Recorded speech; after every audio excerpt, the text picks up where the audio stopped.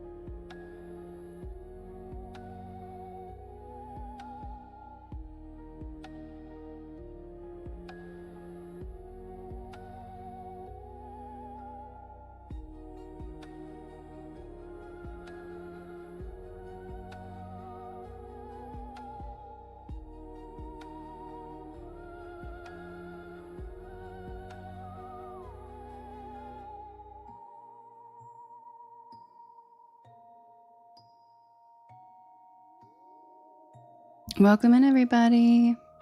Happy Monday. It's new story day. Feel free to write. Oh, you did, Hillary? Yay. Thanks so much. Feel free to write your story requests in all capital letters in the chat. I will write them down and then we will vote on them. Happy Monday.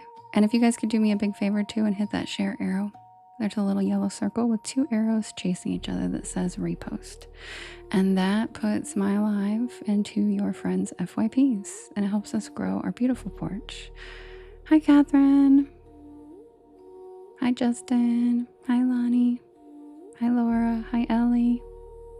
Hi, Jade. Hi, Mary. Hi, Music Lover. Thank you for the bloom melody, Mary. And Mary, thanks for the hand hearts. Music Lover, thank you for the galaxy. Thanks for the galaxy. I have a delayed reaction thank you because I have the gifts on a second phone in case, well, I have it on my phone because I'm on my computer. In case I miss them, I open it and it shows me them all at once. Thank you so much, guys. Welcome in. We've got a new story tonight. Feel free to write your requests in all caps and I'll write them down. Hi, Lemons.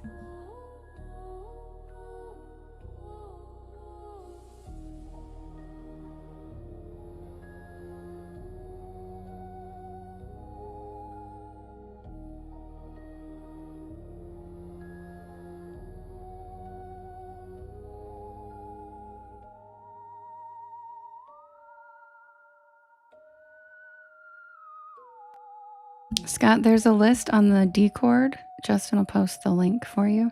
And Lovely keeps the list current every week because she's amazing.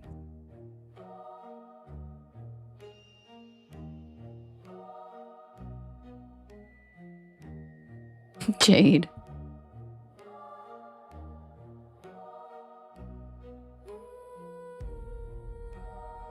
Hi, Jessica. Welcome in. Welcome to the porch. Emily, thanks for the follow. Welcome to the porch.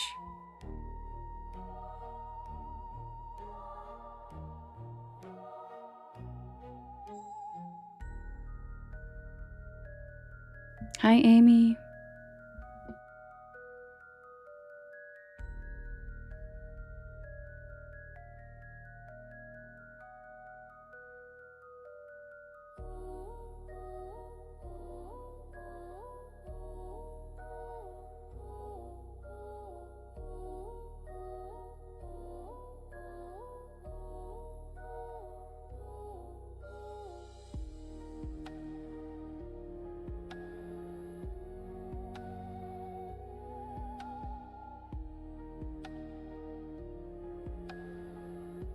Hi, Lisa.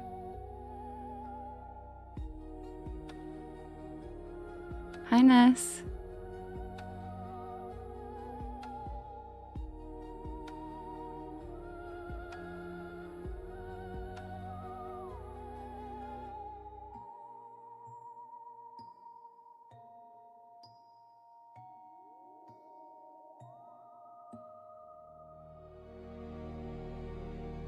Courtney, thanks for the follow. Welcome to the porch.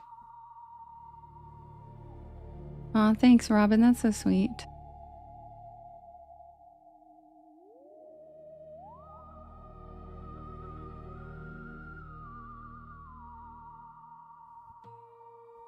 Oh, really? What will be? Thank you so much. Oh my God, I'll have to go check it. You're so sweet. Thank you. Hi, CJ.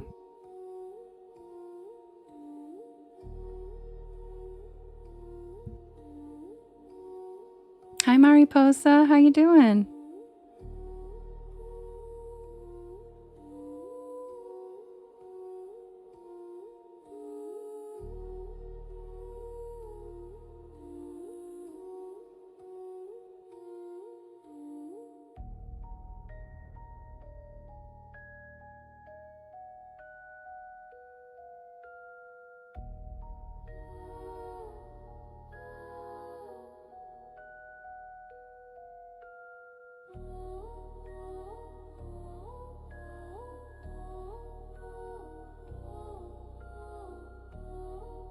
K-Son, thank you for the follow. Welcome to the porch. You're leaving, CJ? Already? Hi, Lady Rose. Katie, thanks for the follow. Welcome to the porch.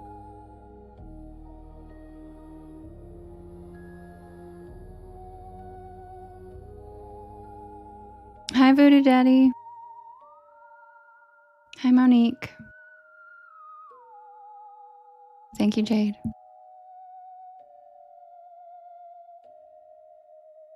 Ness, do you mean selkies instead of sirens?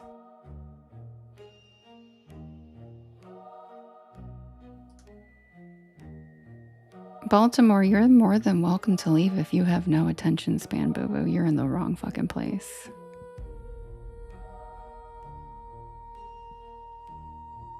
You can stare at whatever the fuck you want. It's called free will, sweetheart. But keep spamming that stupid comment in my chat and you won't be here very long.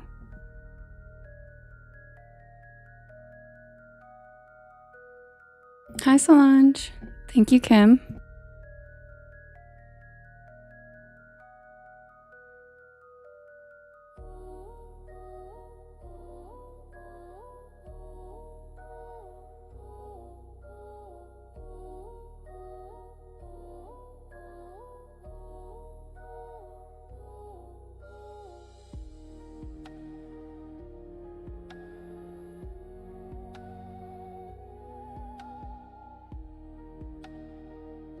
Yeah, Tatiana, we just started. We're just doing the story requests right now, and then we vote on the first story.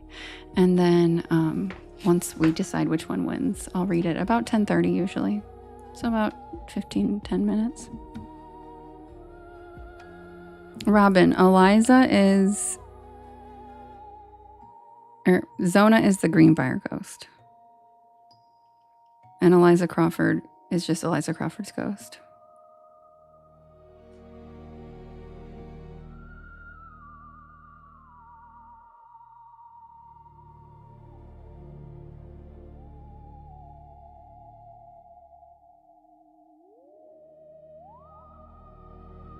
Exactly what will be. Exactly. Thank you. Hi, Solange. I'm so glad, Solange. Don't be sorry. That's the whole point. Everybody falls asleep by the end here. Rachie came looking for you at one point, and I was like, I think you were still in the live. I was like, I think she's asleep, which is my whole goal.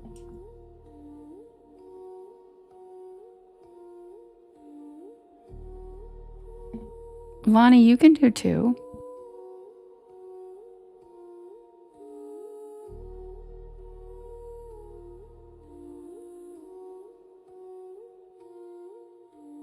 Oh no, Rachel, it was in this one. Kim just got him real quick. Hi, Rachel. Where's Faust? Did you say Faust? Is he here? Oh my god.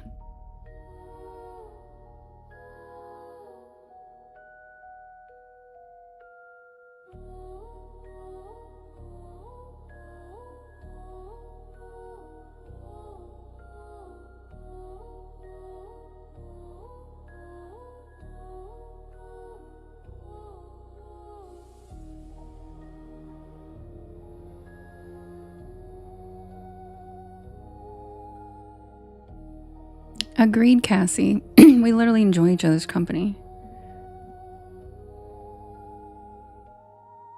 It's called The Devil's Highway, Jade. Yeah, exactly, Nira. Most people doze off.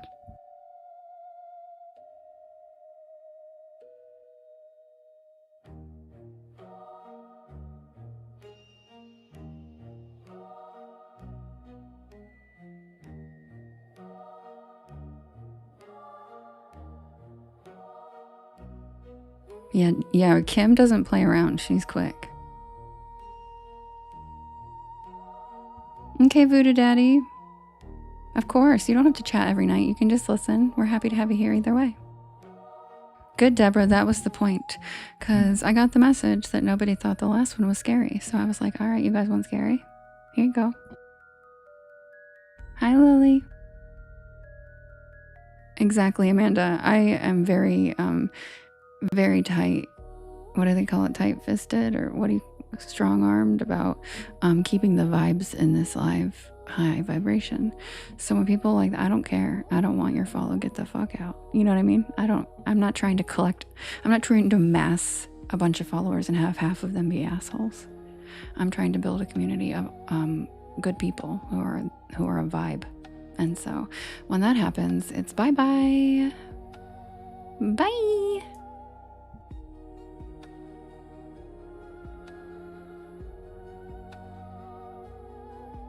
Sorry, Solange, I'll never go super gore. I'm not a horror girly. Sorry, I'm an unexplained girly. I'm not a horror girly. I barely do stories about scary humans, but you guys seem to like those.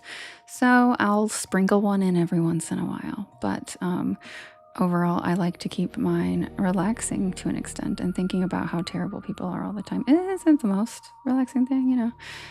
But cryptids and stuff, they're a little bit of a different vibe. Does that make sense? And like ghosts and stuff. But the new story is in fact crazy, creepy human beings. So you guys, I heard what you were requesting, and we got another psycho human one.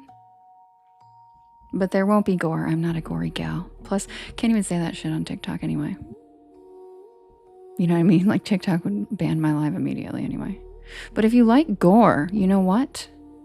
Laura, where are you? Laura. If you like gore, Laura tells the gore. I always tell her I can't stand gore, but she's the queen of gore.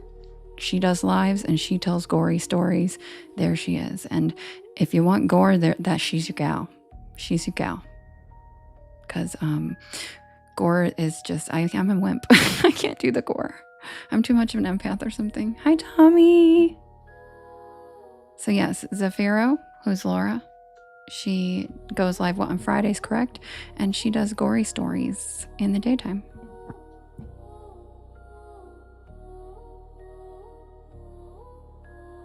Robin, that's so funny. It sounds like soap opera. You interrupt my stories.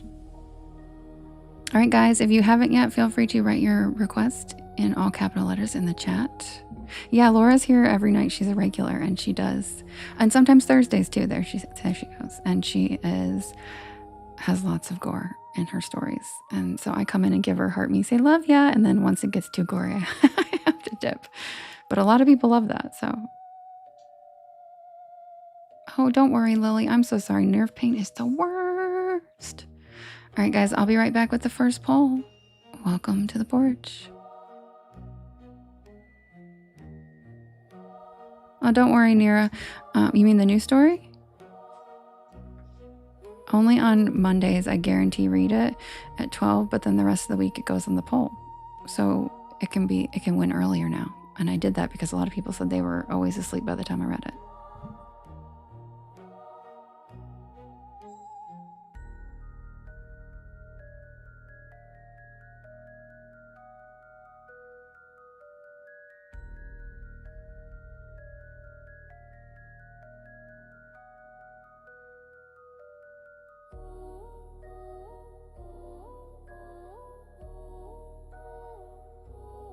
I love that, Jessica. That sounds so cozy and cute. A starry nightlight with the moon for your bedroom ceiling to listen to the stories. Oh my god, I want one.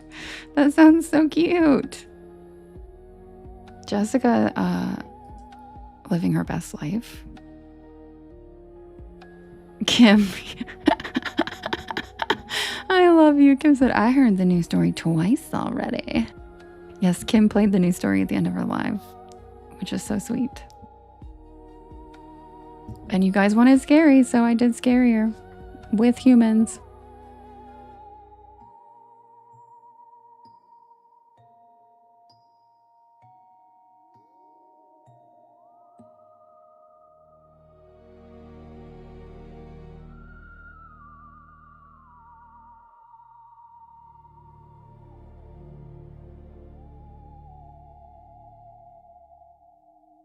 Also, if you're just getting here, welcome in.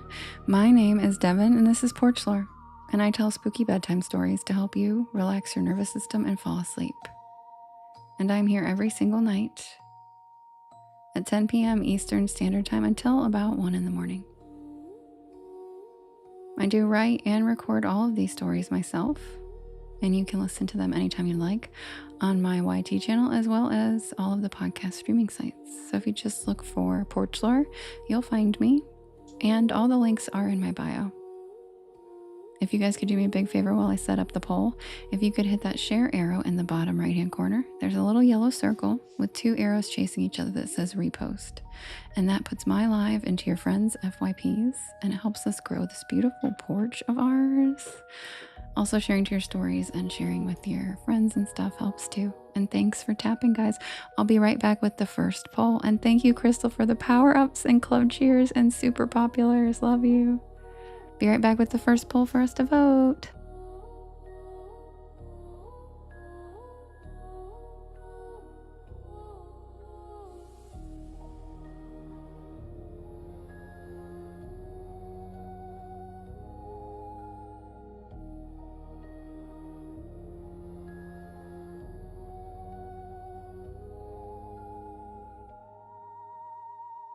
Lisa, I see you invited your husband tonight. Hello, Apache Kid.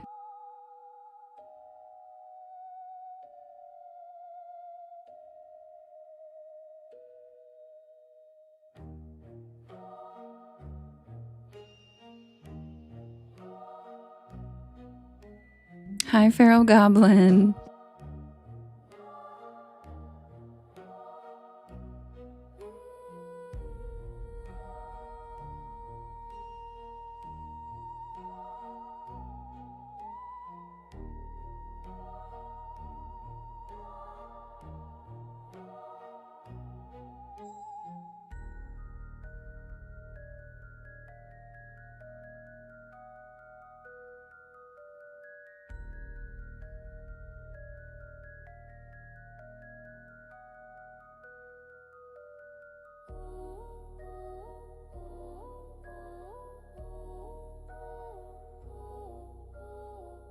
I sound like Ragatha? I love that. Is that like a Raggedy Ann doll? Sounds like it. And, how do you know I'm not? How do you know I'm not Ragatha? Welcome in.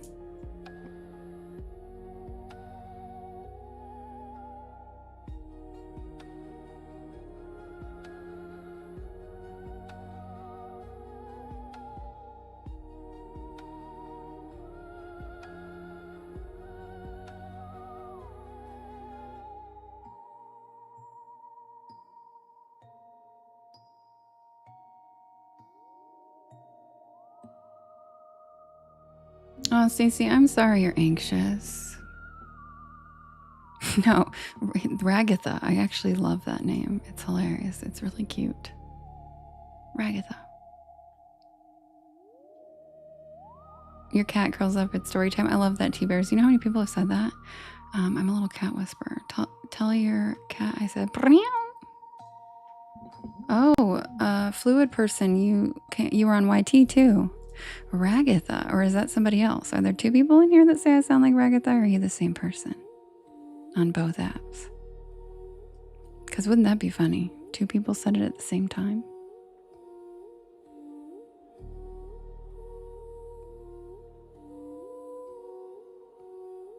Hi, Serge. I am live. What are you talking about? I am live. Thank you, Nira. Hi, Nate. Oh, the same person. Okay. I was going to be like, whoa, what a coincidence. Holy shit. All right, guys, be right back with the first poll. Happy Monday. Better not say what, Kim. What, Kim? What? Me? Thank you, Tanya. Woo!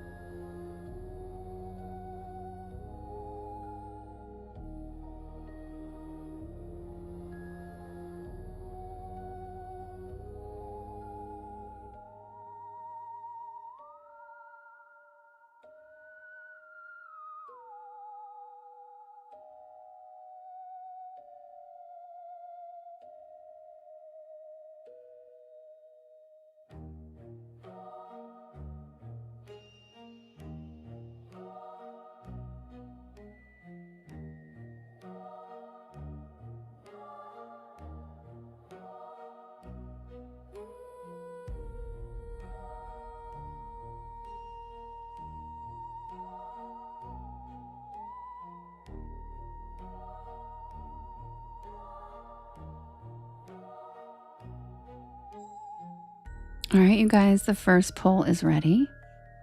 We have the hitchhiker, the camper van, the Bell Witch and Pusa, Eliza Crawford's ghost, and the door in the water. You can vote in the blue box in the top left-hand corner. There's a little blue box, and you can vote up to 50 times, and you can vote for more than one story. Who's it going to be, you guys? The hitchhiker, the camper van, the Bell Witch and Pusa, Eliza Crawford's ghost, or the door in the water? And Jade says, vote for Curtis and his door. Yes, my pet seal, Curtis, is in fact in that story. He cute. He real cute.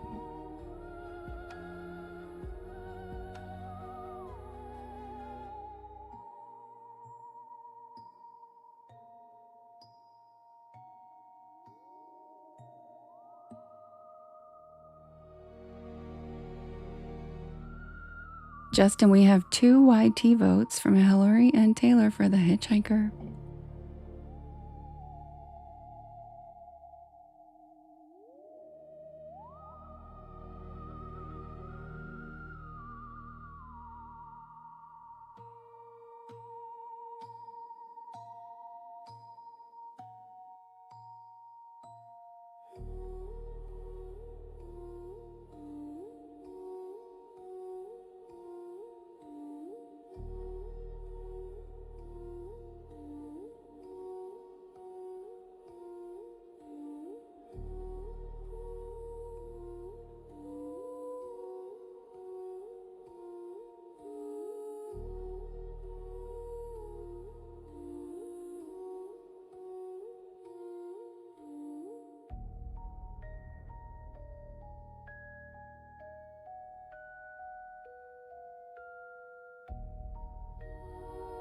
Jamie, thank you for the stingray. He's so cute.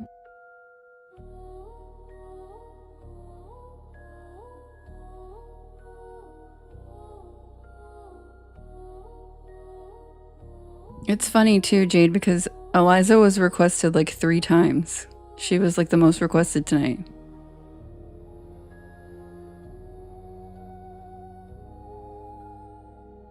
Oh, you spread it around, Rich? Nice.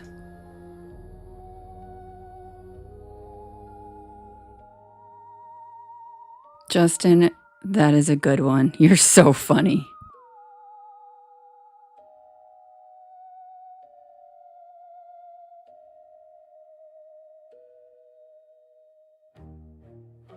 Hate it or love it. Curtis won. Thank you, Viola, for the wee rainbow slide. And yes, I named my pet seal Curtis after Curtis Jackson. And Curtis Jackson, if you don't know who that is, give it a quick goog. He is a philosopher. He is a poet. That's right. It's Fitty.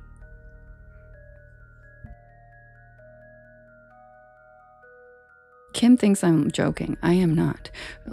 Goog, give it a goog, the lyrics to Many Men, okay? And sit there and process that for a few minutes without listening to the music. Read the words. You might be in tears by the end, okay? And in it, he says, one of my favorite quotes of all time, joy wouldn't feel so good if it wasn't for pain. And you know what, Curtis, you're right. He's right. So listen to Curtis tonight. If you're going through some pain, just remember that you wouldn't even know what joy feels like if you didn't know the opposite of it sometimes. Then every day would just be like, because you'd be so used to joy that you wouldn't even know it was joy. It's lyrically an amazing song. Yes, Rachel, it really, Many Men is a fucking masterpiece. It is a poem. It's a beautiful, it's just, So I do say it in a joking way, but I promise you guys, these rappers are our modern day philosophers. And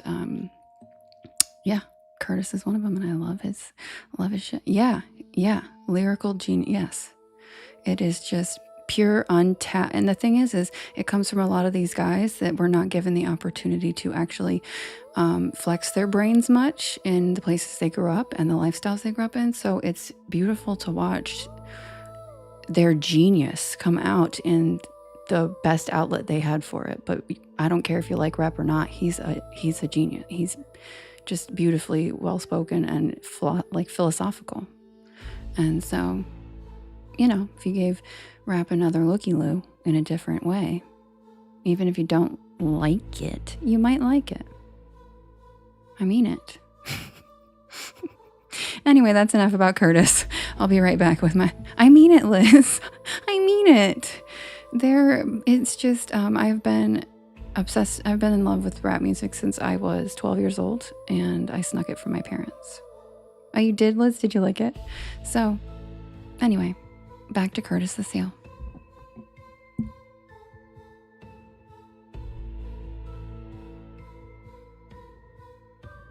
And agreed, Justin. Marshall is also extremely talented.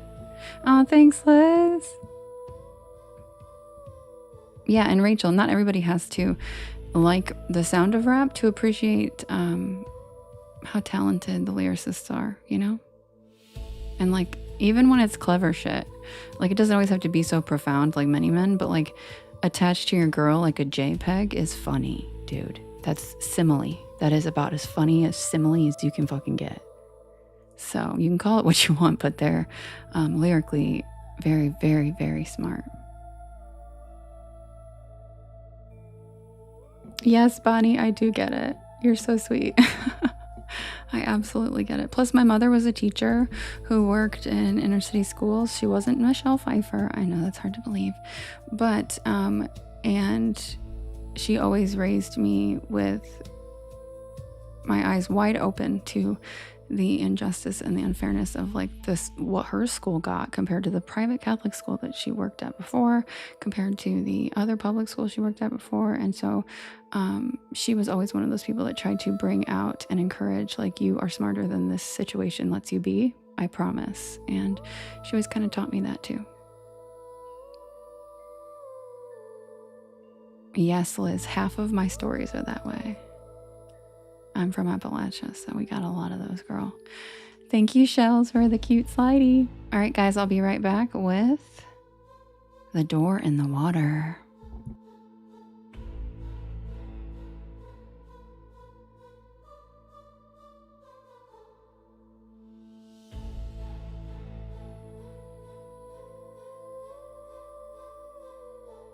Right, Voodoo? Yeah, my mom was an amazing educator. She's retired now, but she's just always been like that. Yes, and my mom was a Indigenous history professor later in life. And she taught college, and she taught all about the truth. And she taught everyone that Andrew Jackson was a piece of shit. Happily, that's been happening a lot to people. I don't know why.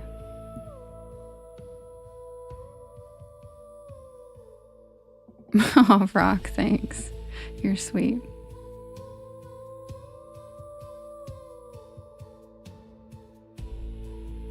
Yes, he was. My mom actually was a Pulitzer noted scholar for her dissertation on the Trail of Tears and how much Andrew Jackson was a piece of shit.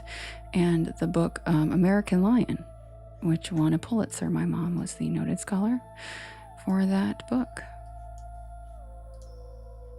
So she literally went and told the whole world that he fucking sucks. Like, get him, Mom.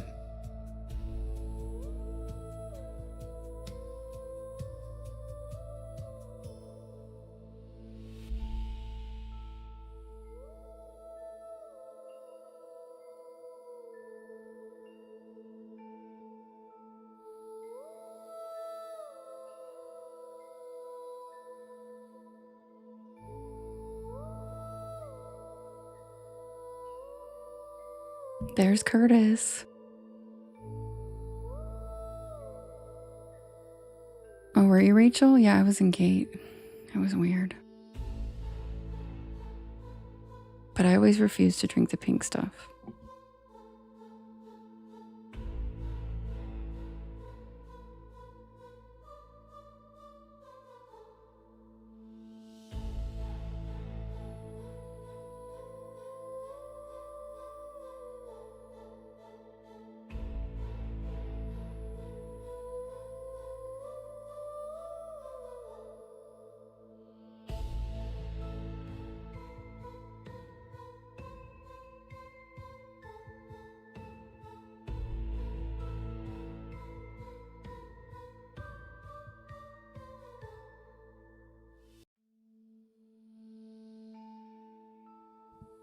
submitted for the approval of the Porch Pal Society. This is the tale of the door in the water. Thank you, Dennis.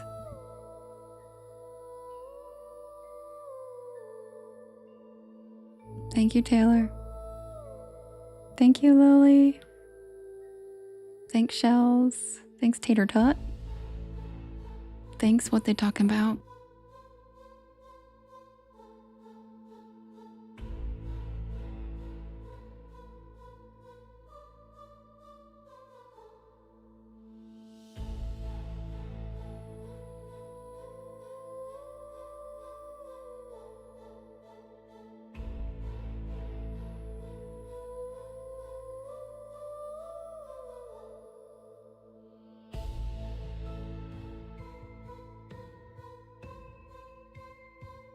Yes, Rachel, thank you. Hi, oh so very ordinary. Thank you for the coin and the star.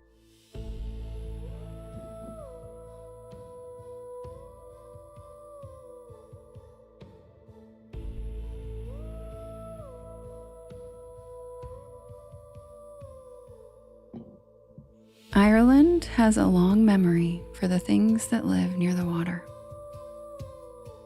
Rivers, lakes, tidal inlets, places where the land blurs into something deeper, have always carried their own folklore. Long before written history, stories passed from village to village about beings that lived in those shifting boundaries between land and water. Some were said to be spirits. Others were described as ancient races that existed alongside humanity but rarely revealed themselves. One of the oldest and most widely known among them is the Selkie. In Scottish and Irish folklore, Selkies are described as seals that can shed their skin and take human form on land. The stories appear in oral traditions stretching back centuries along the Atlantic coast, particularly in places where fishing villages lived side by side with the sea. But the legends don't treat Selkies like romantic fairy tale creatures, no. Most of the old stories carry warnings. They describe fishermen seeing seals watching them from the water with unsettling intelligence. They describe people who claim to encounter strangers along empty shorelines who seemed almost human, but not. Thanks, Mary. And the most persistent belief woven through those stories is simple. If a Selkie's sealskin is stolen while they are on land, they cannot return to the sea.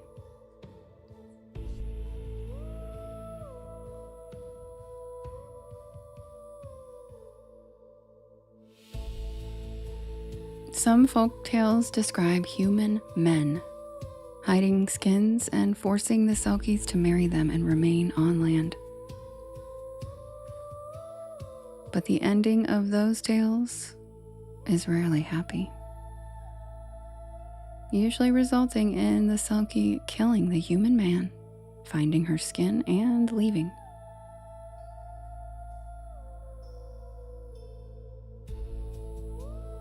No matter what life she had built on land, no matter who she leaves behind, when given the choice, she will always return to the sea. Thanks, Jade. And the men who tried to remove that choice usually wound up dead. And in some stories, the sea takes something with it when that happens. The men's soul.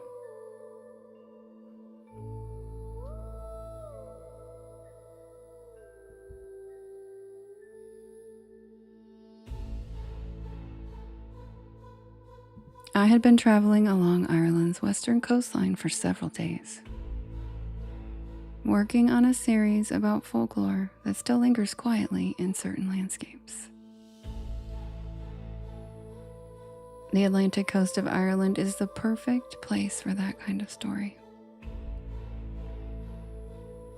Cliffs fall straight into cold gray water.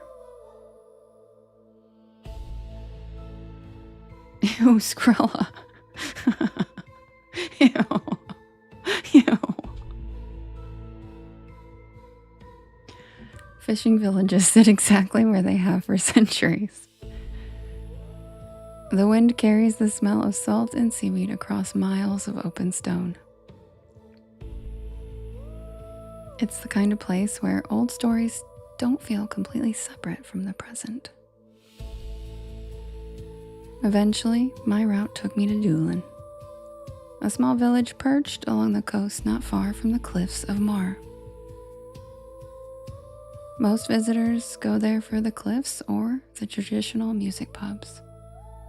But a few miles north of the village sits a narrow stretch of shoreline that locals call the Seal Strand. Thanks, Deborah, perfect timing. It's not marked on tourist maps, and there's no sign pointing the way. It's just a rough gravel track leading toward the water.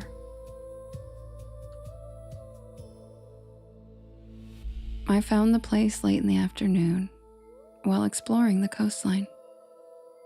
Oh my god, Jade, that seal's so cute. The Atlantic stretched out endlessly beyond the rocks, gray waves rolling slowly toward the shore. Thank you, Eric. That's so pretty. Thanks. I love that one. A handful of seals were resting on black stone ledges near the waterline. They watched me quietly as I approached. Seals are common along the Irish coast, so at first, the sight didn't seem unusual. But the way they were watching me did. They weren't startled, and they didn't slide back into the water like most seals do when people get close. They just stayed there, watching me, following my movements with their eyes. The tide was beginning to fall, exposing long stretches of slick rock that hadn't been visible earlier. Pools of seawater collected in the crevices, reflecting the dimming sky. I walked along the shoreline for a while, filming the seals from a distance and listening to the steady rhythm of the waves. Eventually, the animals slipped quietly back into the water one by one. Except for one. It remained on a flat rock near the edge of a narrow inlet, a large gray seal. Its head tilted slightly as it watched me. The sun dipped lower, shadows from the cliffs stretched across the water. And that was when I noticed something strange along the far side of the inlet. A figure on the rocks. At first, I thought it was just another visitor watching the sunset too. But something about the posture caught my attention. They sat perfectly still, barefoot. Long dark hair moved gently in the wind. I assumed they simply hadn't noticed me yet. So I walked a little closer. And that's when the seal on the rock behind me slipped back into the water.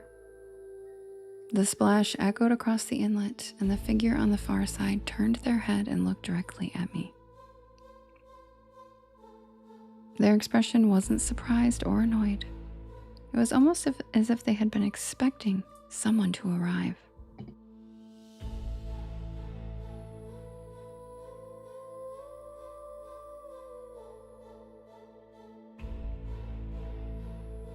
They stood slowly, and they stepped onto the wet rocks beside the inlet. And that's when I noticed something else. Their clothes lay folded neatly on a nearby stone, and beside them, something dark and heavy. Something that looked almost like a wet animal hide. For a moment, neither of us moved. The wind picked up slightly, pushing small waves through the narrow channel between the rocks.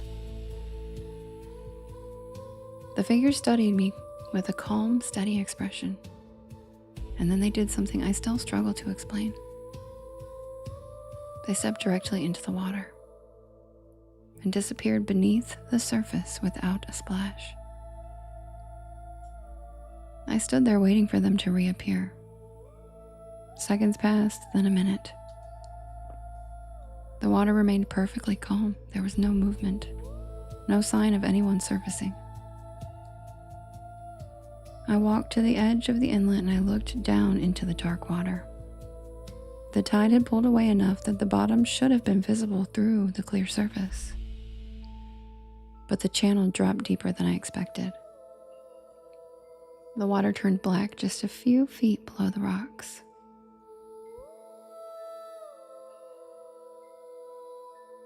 As I leaned closer, something moved beneath the surface, rising upward. It was the gray seal from earlier, and it broke the surface of the water only a few feet from where the figure had vanished. It floated there quietly, looking up at me. And in that moment, a strange thought crossed my mind. That maybe I was looking into the same eyes that had just been watching me from across the inlet earlier. The seal held my gaze for several seconds, and then it slowly turned toward the rock where the folded clothes still lay. I followed its gaze and noticed that the hide was now gone. Nothing remained except the pile of clothes on a wet stone. When I turned back toward the water, the seal had vanished. Night was settling over the coastline by then, and the wind grew stronger, pushing the tide slowly back toward the shore. The inlet began filling with deeper water.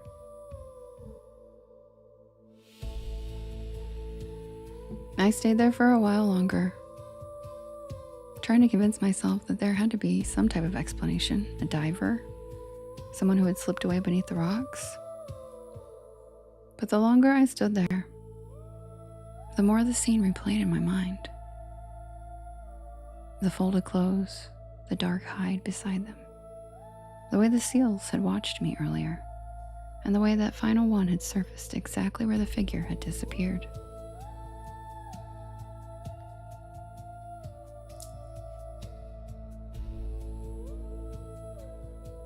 Eventually, I started walking back toward the gravel road, toward my car. The last of the daylight had faded completely, leaving only the pale outline of waves against the rocks. Halfway up the path, I heard a sound behind me. A voice, carried by the wind, calling from the shoreline.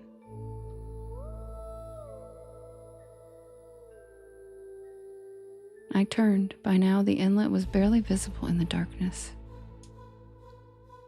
But something stood on the rock where the figure had been earlier.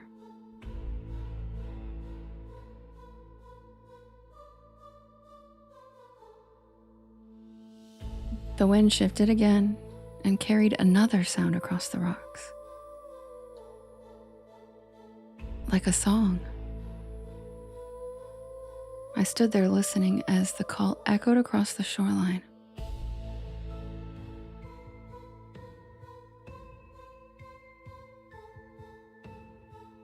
And then I heard another answer from somewhere out in the dark ocean. And then another, several voices. The figure on the rock didn't move. It simply watched the water waiting. The tide continued rising slowly beneath the cliffs, filling the inlet, reaching the rock where the figure stood. And just before the waves covered the stone completely, The shape disappeared beneath the water, as if it had always belonged there.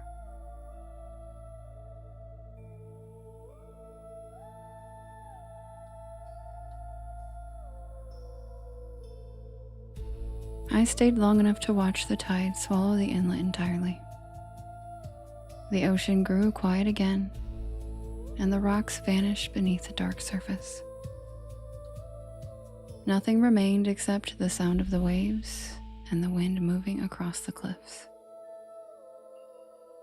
But as I finally turned back toward the road, one thought kept circling my mind. In all the old Selkie legends, the creature only returns to the sea after she finds her skin again. And if that dark hide on the rock had really been what it looked like, then the question that stayed with me wasn't whether I had seen a Selkie that evening. That wasn't the unnerving part. The horrifying thought to me was, who was the sick human being that took her skin? And where is he now?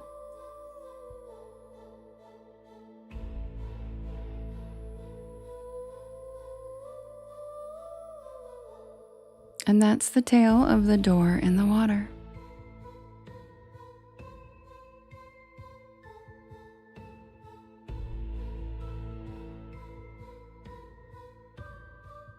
And to answer your question, Mace, no, not a Selkie, a siren. So cousins, kind of, but not really.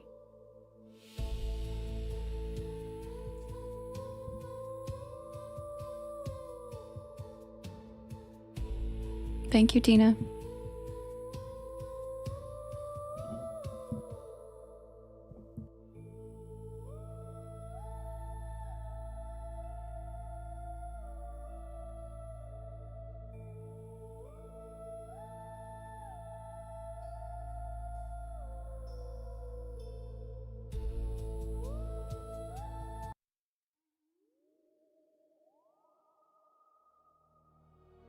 Hi, Suzanne. How you doing, cutie? Yeah, of course, Mace. Yes, Selkies are seals, basically. Sirens are not.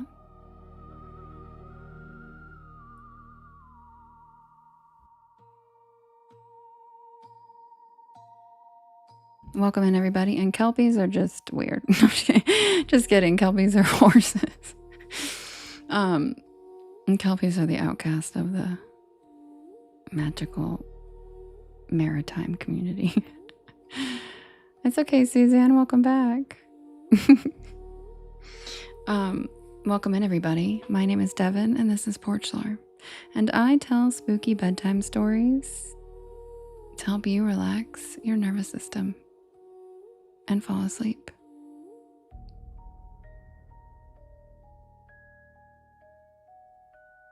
It's an otter type or a cryptid? It's a cryptid. It's a cryptid. Hi, lovely Jay. I'm here every single night at 10 p.m. Eastern Standard Time until about 1 in the morning. I do write and record all of these stories myself, so if you want to listen to them when I am not here, you can anytime you like on my YT channel or any of the podcast streaming sites. Just look for Porch Lore and you'll find me. I also have all of the links in my bio.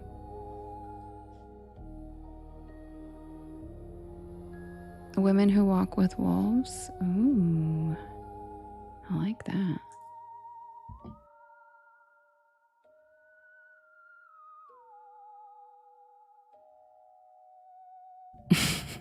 He said, damn, Siri. I was like, an otter? No, they're not otters.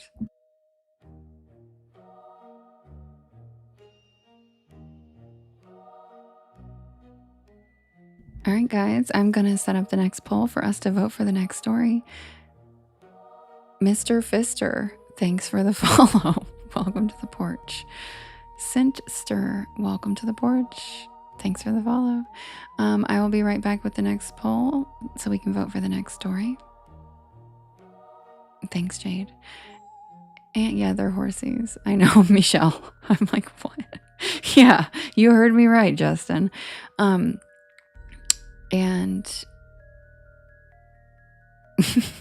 scroll. I'm gonna set up the next poll, and if you guys could do me a big favor and hit that share arrow in the bottom right hand corner, there is a little yellow circle, and it has 2 arrows chasing each other that says repost.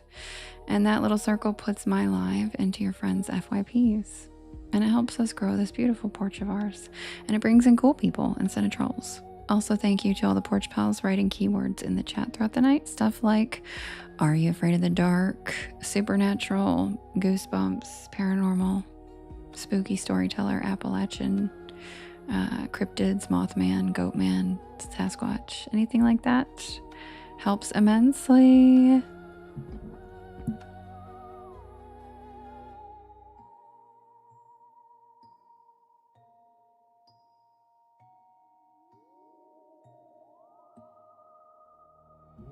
Who is Solange?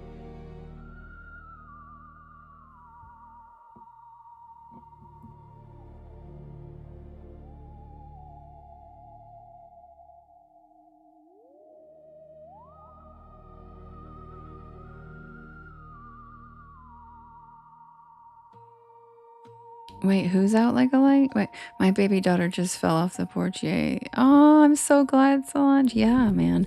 I'm telling you. Us sirens, we can use our powers for good. And yes, Avril, I'm from Appalachia, so half my stories. The new story tonight is Melonhead Monday. Earthly Spectre, you're so funny. Well, poor Earthly Spectre wants to hear that. I'll be right back with the next poll. Thanks for the shares and the tabs. Happy Monday.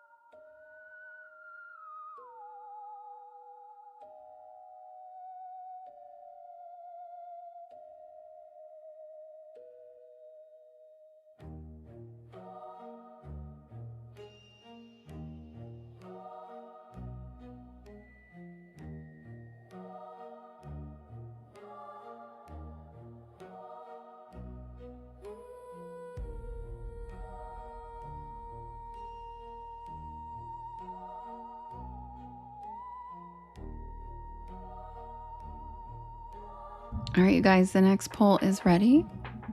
We have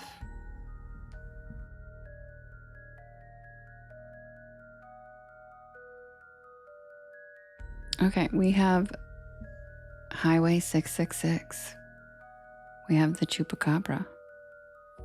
We have the Bell Witch and Pusa. We have the Fresno Nightcrawlers. And we have the Deer Woman. And you can vote in the blue box in the top left-hand corner. And you can vote up to 50 times, and you can vote for more than one story. Chris, thanks for your first gift ever. That's so sweet.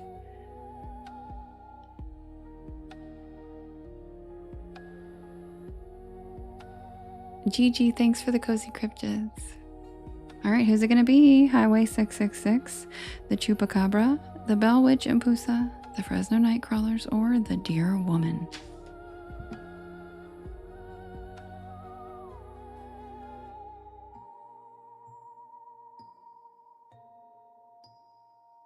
You can vote for more than one, by the way, if you can't decide. You get 50 votes total.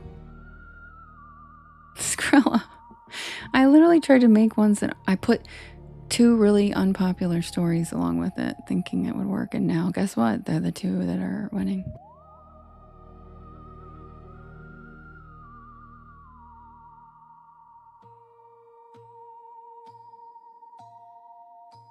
And Jay doesn't help when she calls it a love story.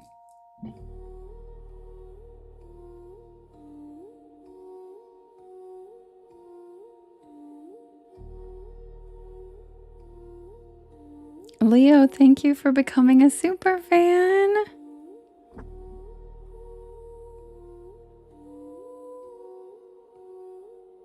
Don't worry, Rachel, it'll go on the next one. I just want to give everybody else's stories a chance because every single time I put the vampire story on it fucking wins. So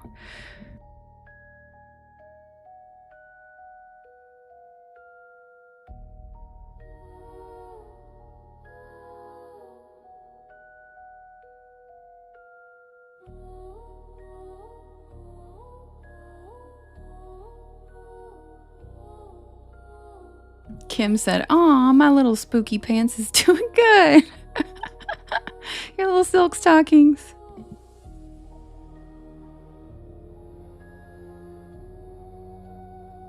They really did hang in there.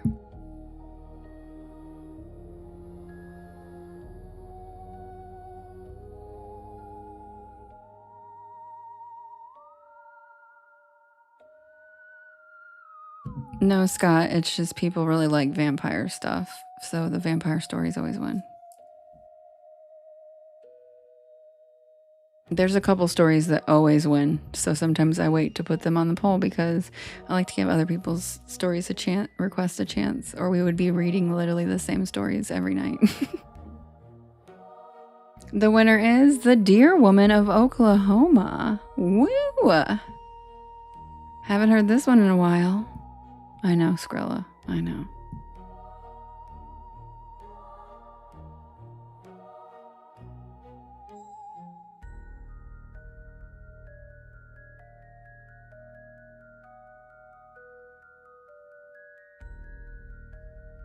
Lana said, "Wow, wee, wee, woo. Wee, wee, wee."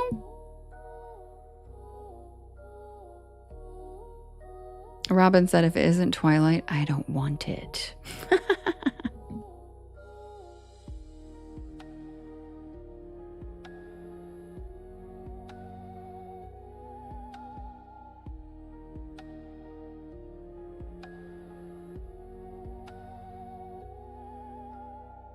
Hi, Priscilla.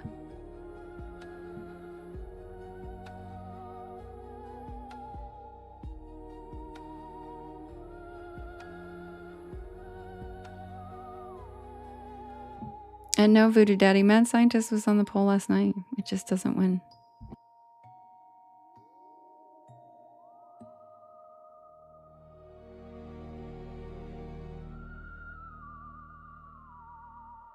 Yay, Zoot Zoot.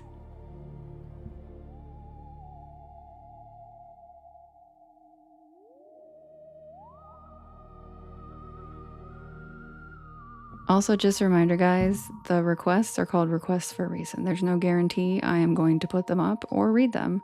And I am strategic about the polls on purpose. So it might not make sense to you guys, but there is a reason why I put stories up on certain ones against other certain stories. So trust the process, please, and stop complaining about it. Appreciate it.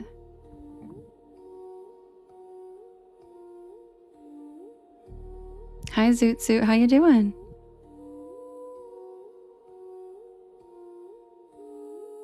Lonnie, I'll put it up for you. Lonnie.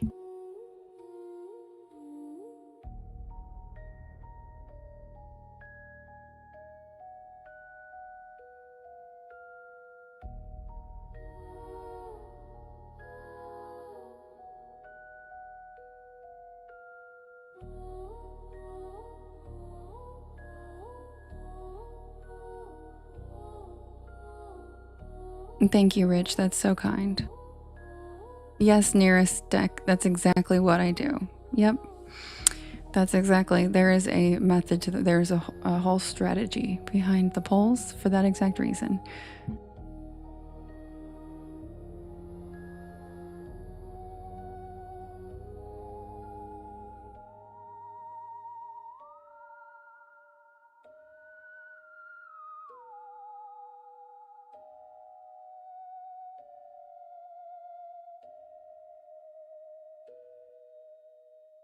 Jessica, that's some of the funniest shit I've read in a long time. Why do they always forget the cinnamon twist?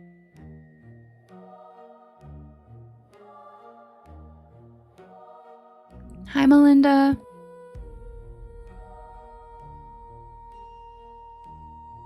Like, I know you're a true Taco Bell lover, girl, because that is a very specific detail that only real Taco Bell rioters know. And so I know you're down with T-Busy like I am, because you wouldn't even know that little factoid. Like the people who know about McDonald's ice cream machine. I don't go to McDonald's, so I don't know that shit. But the cinnamon twist, yeah, girl. Yep. And when they take too long with your food, sometimes they'll just throw a pack in. Just be like, I gave you some cinnamon twist, girl. I'm like, oh, thanks. What are cinnamon twist, Skrilla? That's probably the most Mexican thing you've ever asked, because you know what they are? They're fake ass white person churros. They're actually, compared to a real churro, they're terrible. But when you grew up to them and you didn't know what real churros were until you were 25 years old, they're good. They're good. But they're not as good as real churros. And then when I moved to California and I had a real churro, I was like, what the hell are these cinnamon twists? But I'm back in Ohio where we don't have churros, so I will settle for the cinnamon twists if I have to, because I love churros. And yeah, see, Princess, you've never had real churros, have you? You've only had the cinnamon twists, because that's unfortunately a lot of us white girls' lives. And if I hadn't moved to California or Texas, I would have never had the delicious taste of a churro. And I can tell you, it's soft, squishy, yummy, crunchy bread in this really weird geometric shape that has ridges that holds the cinnamon in the ridges perfectly. So it's got like the maximum per ratio cinnamon to it. And every bite is delicious, and it's filled with a cinnamon gooey cream, delicious piping that they just shoot into it. And it's pretty much amazing. Yeah, Connor. Yeah, I am. So, anyway, enough about churros, cinnamon twists. Have I ever had a deep fried warrior or a deep fried? Pretty sure that's a typo. But I have had I've been to the Iowa State Fair 3 times. I had a best friend who was from Iowa. And so, yes, I've had deep fried everything. Because the Iowa State Fair, I don't know if you guys know, but it's literally like, deep fried Oreos are good. Yeah, Nate, your state fair is wild. Like I'm not kidding. The last time that they're easy to make. Yeah, Kim, you say that. Kim's like, they're easy to make. Kim makes her own like fake queso out of tofu. And she's like, it's so easy. Girl, no, it's not. And I don't have an entire family to eat it. So if I spend $45 on the ingredients for churros and then I make 75, who the fuck is going to eat all those?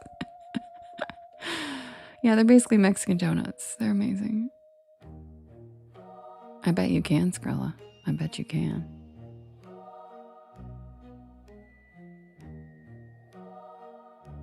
But the last time I got blackout, was the Iowa State Fair. I'm not even kidding. And I had to be taken home. And I never get like that. I never get like that. I was visiting my friend, and we were all bridesmaids in her wedding, like years before this happened. And one of the other girls, that's her friend from Iowa, from high school, had to take me back to her house and let me sleep it off on the couch. And she brought me mozzarella sticks. And I was like, thank you. I was so drunk. And I never get like that. But the Iowa State Fair, man, I'll tell you. I got to pet ponies. I got to eat donuts. Everything was a donut. It was good, man. It was good. Be right back. They really did bring me home in a wheelbarrow, pretty much.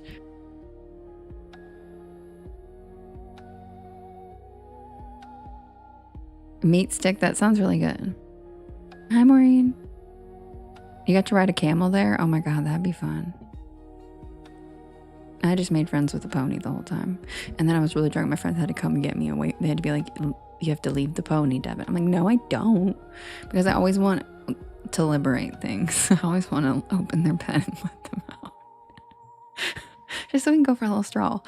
And my friends are like, if you fucking touch that pin lock, I'm like, it'll be fine. He's real gentle and cute.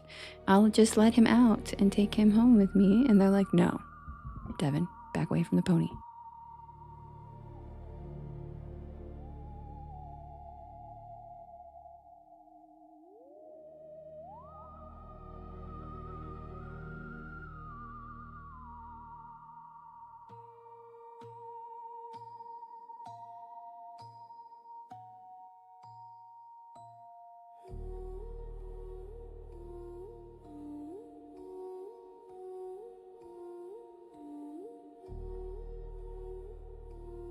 Wait a minute, Halls. Wait a minute, Halls. What's fried noodles? The cinnamon crisps? They're noodles? You know what? That checks out. That checks out.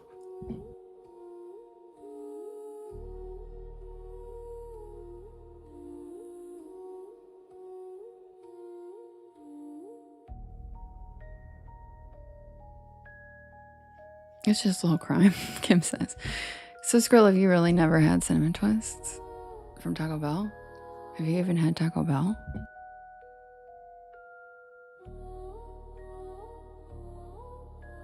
Mermaid said, you can commit a little crime as a treat. See, these are my people right here. Fellow mermaid siren right here. This is our attitude. As a little treat. Just a little treat. Because we're ornery. You know how dolphins are ornery? That's us. Just a little treat.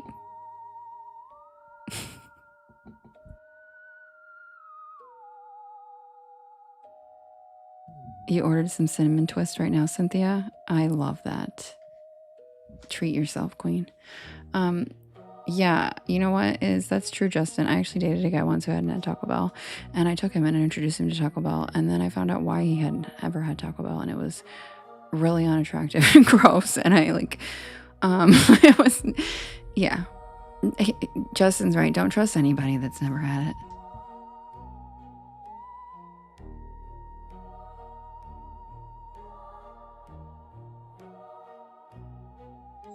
Yeah, you probably are, Skrilla. I wouldn't eat Taco Bell if I was Mexican either. Shit. Like, your mom probably made, you know what I mean? Like, you're probably so used to eating the best shit around your house that, like, why would you even fuck with Taco Bell?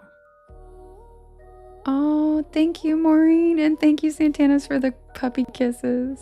Lacey, thanks for their heart me welcome in. Hi, Misty. Thanks for the cozy cryptids.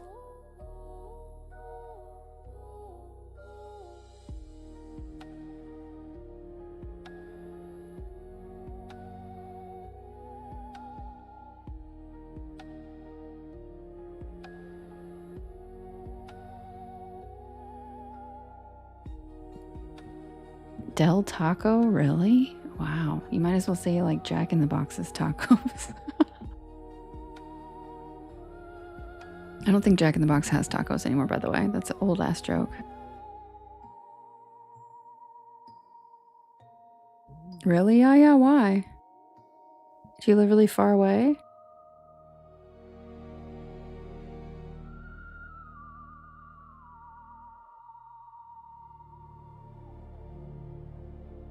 Yeah, Del Taco and Jack in the Box tacos are like on the same level.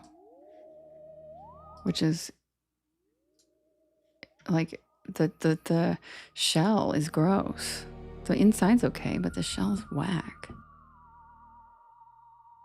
Yeah, exactly, Rachel. That's what I was saying. Their tacos are bit. Really, Jade?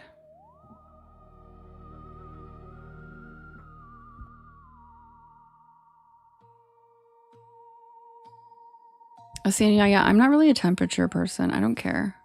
I don't care if my taco's hot. Tacos are just as tasty when they're not hot, in my opinion. Yeah, they're not. Yeah, Grim, they're not real tacos. None of the fast food ones are. We know that. Mighty Taco. I've never heard of that, Lacey. No, it wasn't, Skrilla. No, it wasn't. You're just making that up. You can't even say it with a straight face. That's not true. And technically, oh, it's not Tuesday yet. I was gonna say, it is Taco Tuesday. I love tacos. I know, I'm really sad because by the time I get done with my live, Taco Bell's not even open.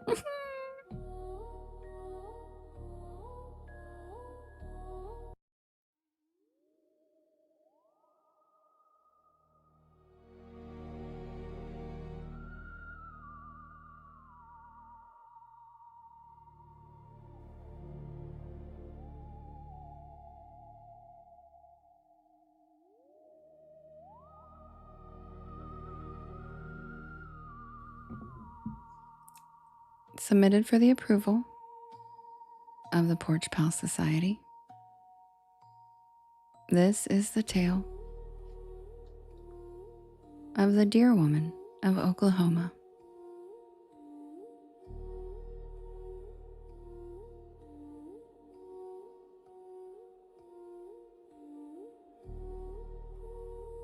Mermaid, yes. Mermaid, yes. And he didn't tell me. And it was like an Along Came Polly episode. Or the movie. It was like a fucking Along Came Polly scene.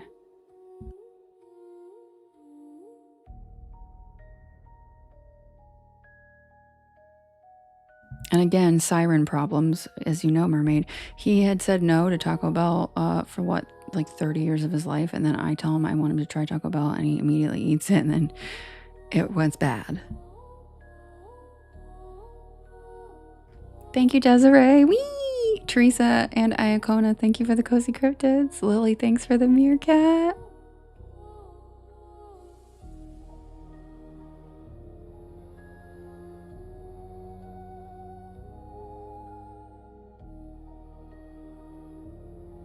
Thank you, Lily, for the panther paw. Hi, Teresa. Jade, have you ever seen the movie Along Came Polly? That's what happened when he went to the Indian restaurant, but basically the same but different. Robin. Well, you're not wrong about the second part, but...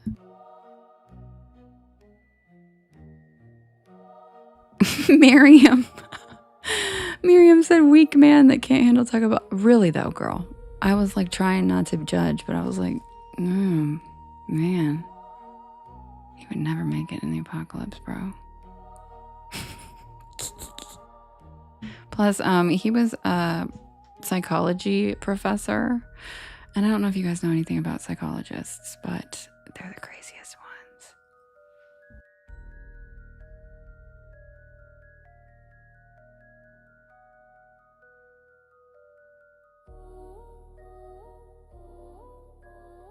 What's Kim saying you to? My good gushy gushy?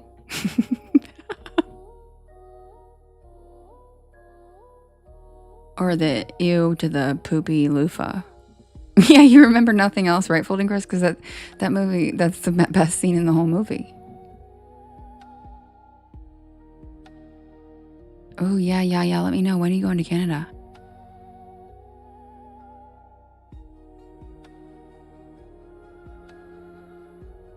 Really, Rachel? I'm so sorry to hear that. I love Indian food. That sucks. What's his name? Travis. Yeah, right. Travis is not a psychology professor.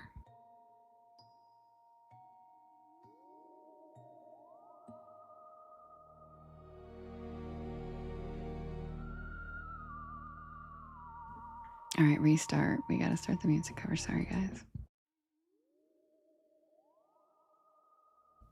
Mermaid, yeah. Yep, because they're crazy. I also love how your dad's a NASA engineer. He's probably cool as shit. Oh, you don't agree with him? The psychology, I didn't know a lot of psych students, but I do know some people who were psychologists and they were all kind of nuts. But NASA engineer, probably totally different. Engineers are kind of weird too, though. Engineers are kind of in their own little world a bit. Oh, Rachel, yeah. I love Mexican food, but I can only handle mild, so I get you. I'm like, why do you hate me? Oh, I just want to love you. Yeah, sorry, Justin. You can't distract me with Taco Bell.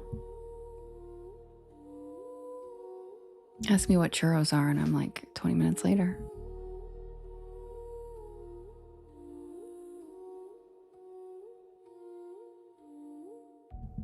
Submitted for the approval of the Porch Pal Society. This is the tale of the Deer Woman of Oklahoma.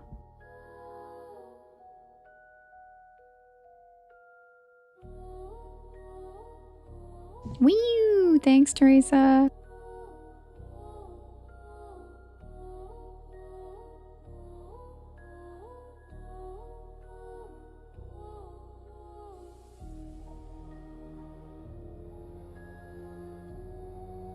That was so cute, Lily. Oh my God, he was cute. Rock, I like both. I like all Mexican food.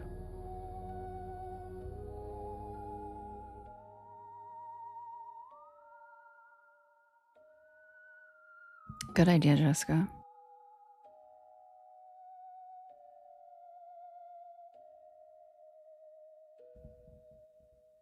Most people who talk about the Deer Woman online reduce her to a metaphor.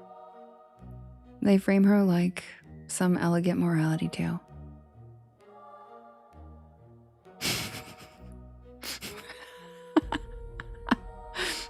Yeah. An avenging spirit, a cautionary fable, a beautiful, supernatural punisher of wicked men.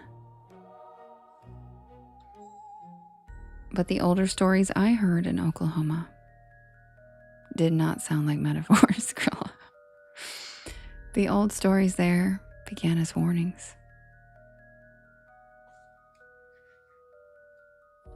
Warnings spoken by grandmothers while shelling beans on porches. Warnings murmured by uncles over campfires. Warnings folded into bedtime stories and tribal teachings. Old superstitions that nobody openly admits they still believe. The Deer Woman was never simply a monster. She was a consequence. Among Native nations such as the Cherokee, Creek, Seminole, Osage, and many others whose histories stretch through Oklahoma long before it was Oklahoma, stories of the Deer Woman vary, but the bones of the tale remain the same. Thank you, Dennis. She appears as a beautiful woman, alone in the woods or by the roadside. Sometimes she's dancing. Sometimes she's crying. Sometimes she's asking for help. And sometimes she's luring men from camps, from roadsides, from bars, and from lonely cabins.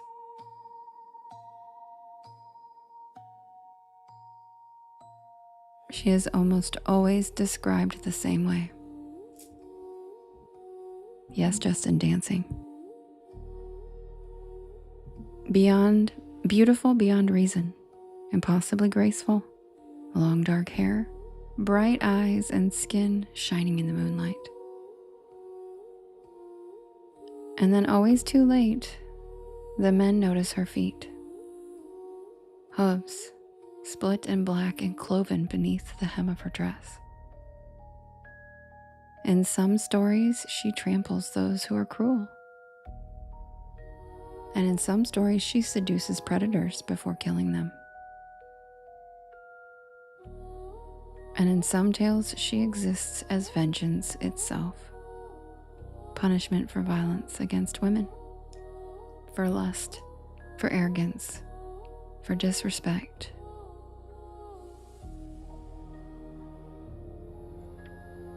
In the older versions, she is less moral and more primal. A predator wearing a human face because human men are foolish enough to follow beauty into the darkness.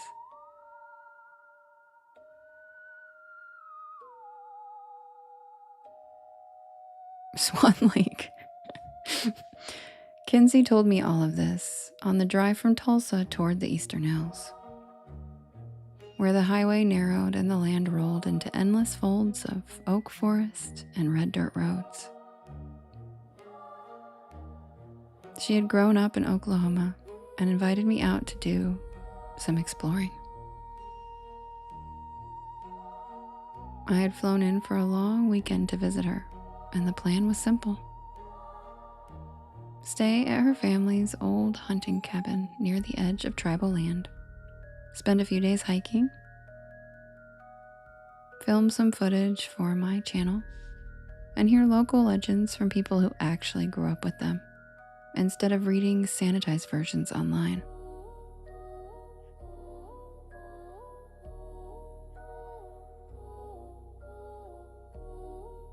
It was exactly the sort of trip I love. When I asked Kinsey, "Oh, Lily, that's so cute, thanks. I miss him. I love him. I love Blitzy, thank you." When I asked Kinsey if she believed in the deer woman, she told me that she wasn't sure what she believed, but that believing had nothing to do with respecting something.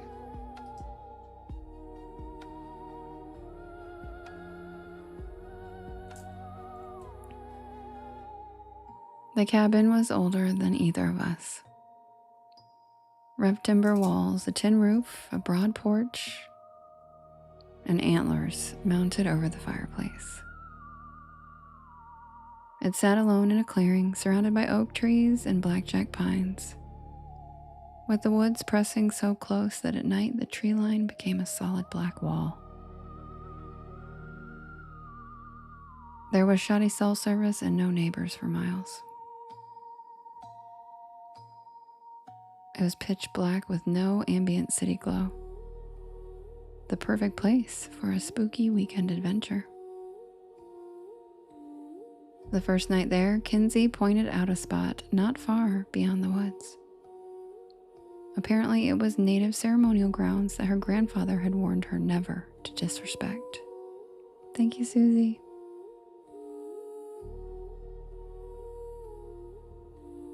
Deborah. She said local kids used to dare each other to sneak out there and go after dark, and most came back screaming before they even reached the trees. Aw, Delphi, I love that. One boy supposedly came back barefoot, bloody and hysterical, swearing a woman had been dancing in the woods to no music. Every trail there had a story. Every creek crossing had some whispered warning attached to it. Everywhere around here seemed to have a reason locals didn't linger there after dark. The second night, after filming footage of the land all afternoon and hiking farther than we had intended, we drove into a quaint little town for dinner. One street, one gas station, one diner, and one blinking traffic light. By the time we left, night had swallowed any remaining light, and the highway back to the cabin was dark and empty. No headlights, no houses, just miles of black roads slicing through forest and pasture.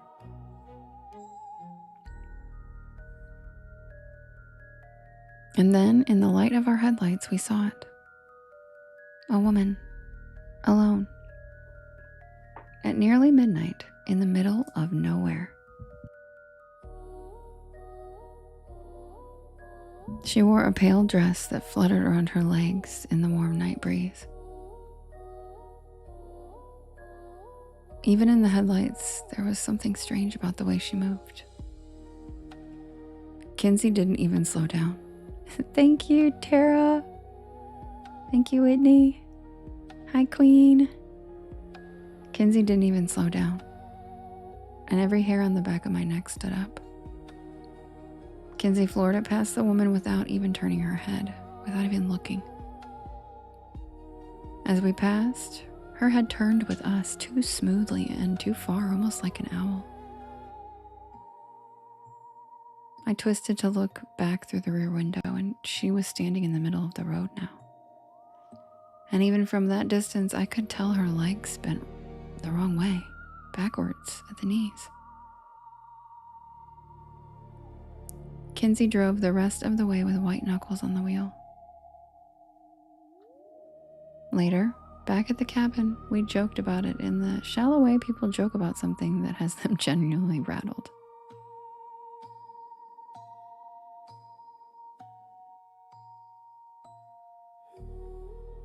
And we tried to rationalize what we saw.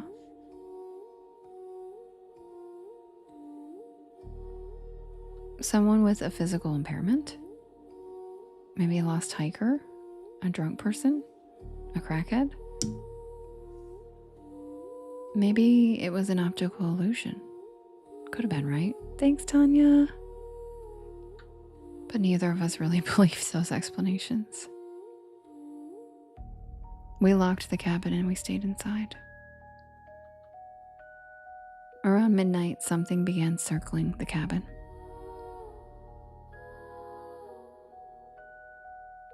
At first, it was just footsteps.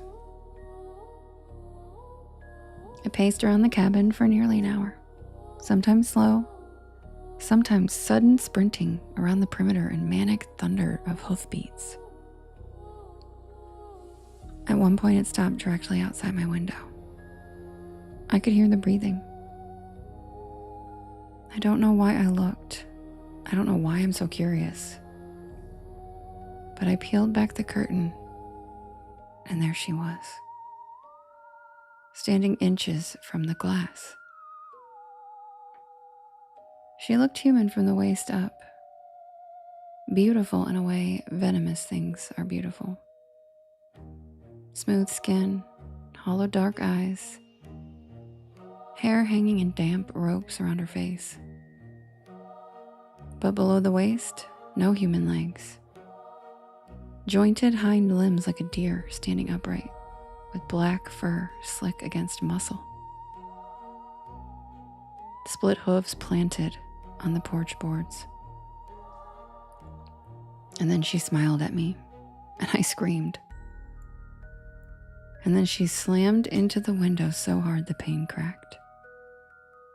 Kinsey dragged me backward as she shrieked outside. It was a sound somewhere between a woman screaming, an elk bugling, and metal tearing. Hi, cats. And then we heard the slow creaking of the porch wood bracing from the weight of something with hooves stepping onto the porch. For nearly an hour, she circled the cabin, never knocking, never speaking, just pacing, waiting, trying to scare us out of the cabin. At some point, the pacing stopped, and we sat on the couch in silence, barely breathing. And then came the sound of a single heavy impact against the front door, hard enough to rattle the frame. The entire cabin shook. And then, nothing. Absolute silence.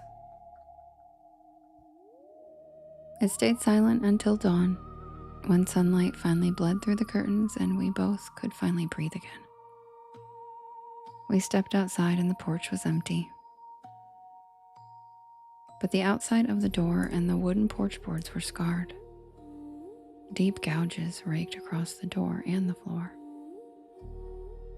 We both packed up all our stuff in under 15 minutes and we got out of there. Neither of us spoke much on the drive back to Tulsa. I just kept replaying the night over and over again in my mind, trying to make it make sense, trying to fit it into something rational. Halfway through the drive, Kinsey got a call from her uncle. He sounded panicked and asked where'd we been. He said neighboring property owners found something in the woods that morning. A hunter, or what was left of one. His body had been found less than a mile from the cabin. Chest crushed inward, ribs shattered, face nearly unrecognizable. Like something heavy had stomped him to death. Authorities blamed a feral hog attack, but all the locals knew better.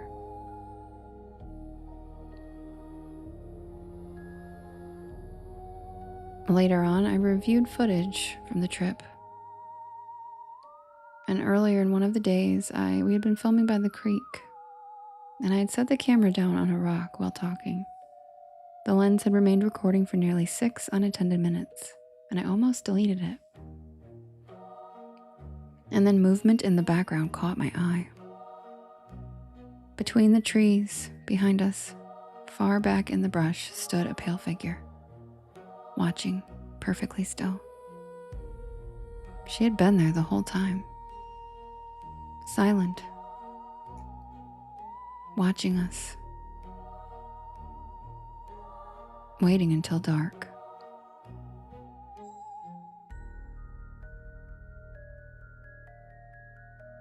And that's the tale of the Deer Woman of Oklahoma.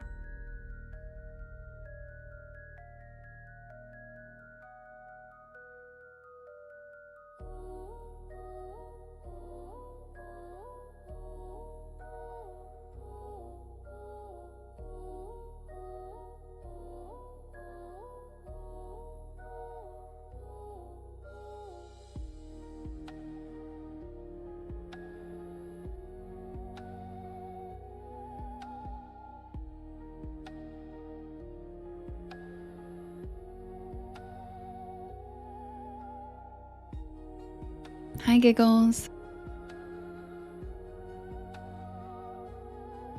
Thank you, Deborah. Welcome in, everybody. If you're new here, my name is Devin, and this is Porch Lore. Thank you, Iacona. Thank you, Zoot Zoot. Hi, Lisa. I am here every single night at 10 p.m. Eastern Standard Time until about 1 in the morning. Thanks, Abigail.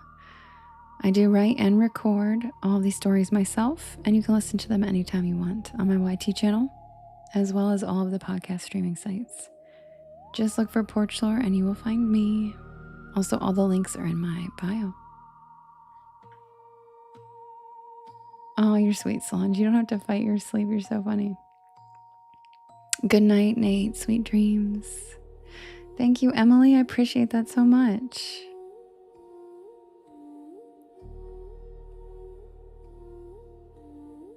I used to own and wear a zoot suit. I love that, Rich. Yes, Beefaroni, I'm on all of the podcast streaming sites. And all the links are in my bio. Oh, Solange, yeah, that's not a good idea.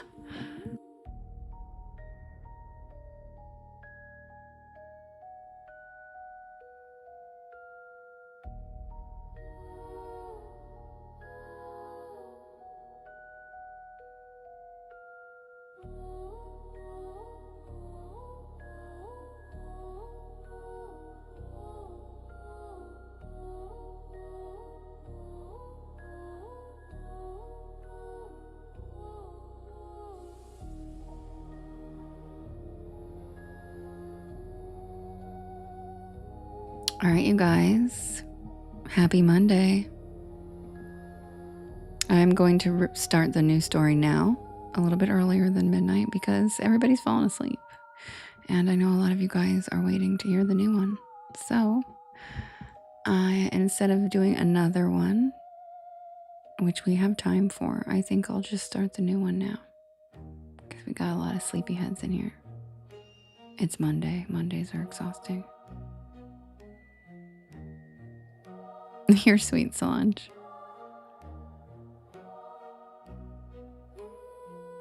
Of course, Lily. Yeah, a lot of you guys seem very sleepy tonight, so I will do it a little earlier. I just hope that when it ends at fucking 12, we don't have all the people that come in at 12 and go, all right, I'm here for the new story. Yeah, Mondays are a long day. They're exhausting.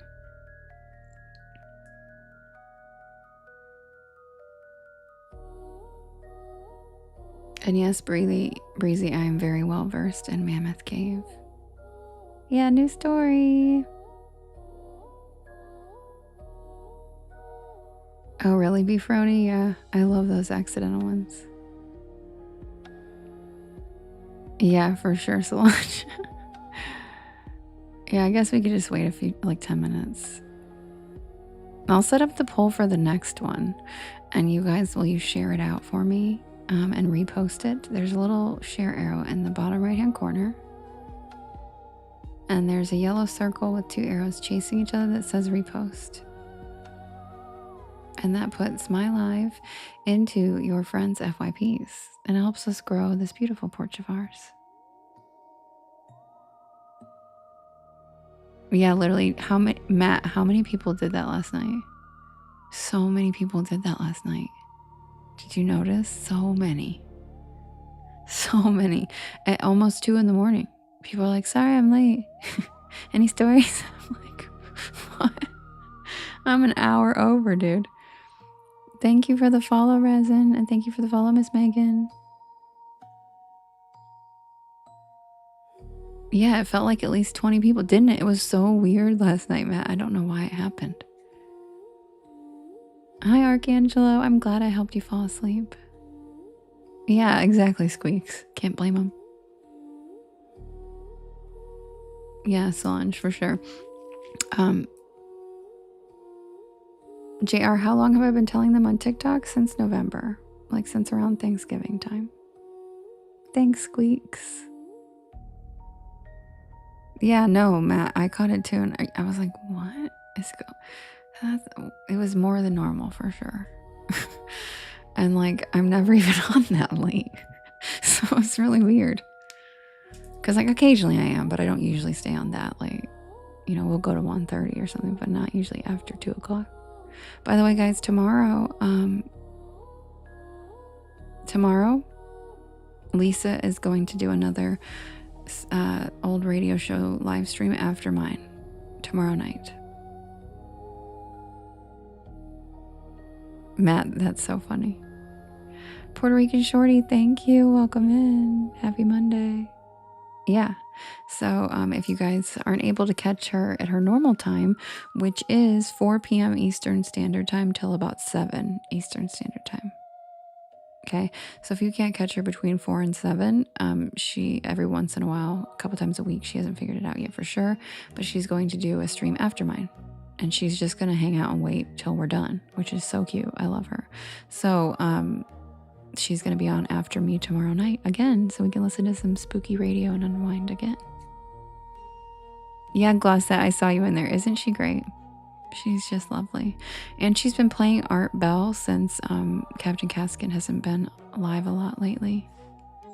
I know, her accent's adorable. And you know what I love is she does the quick swig. She goes, like Devin says, and the way she says quick swig is like the cutest I've ever heard anyone say it in my life. She's like, quick swig.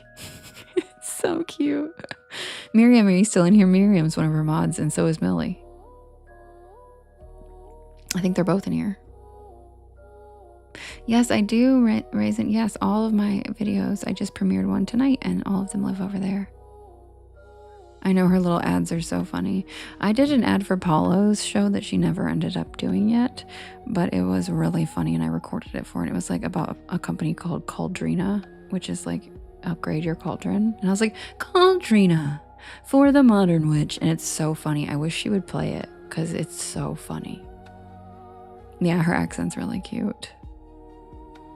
Yeah, you'll get used to it though, Melody. You have a hard time understanding it first, but the more you listen, your ears, you'd be surprised how quickly your ears pick up on it. You'll start to, because you'll put together context clues of what she's saying, and then your brain will go, oh, that's what it sounds like. And then you just kind of learn. It just takes some getting used to. Oh, Paula comes in and says hi, Zoot Suit, but she hasn't started her new show that she was going to do. She got a boyfriend. She got a boyfriend and fell off the planet, but that's okay. You saw Captain Casket today. Was he live today? I missed it. Was he live today, Chwana? He came into the live last night and said hi. Yeah, Andrew, yes, she is in your favorite story. Paulo is.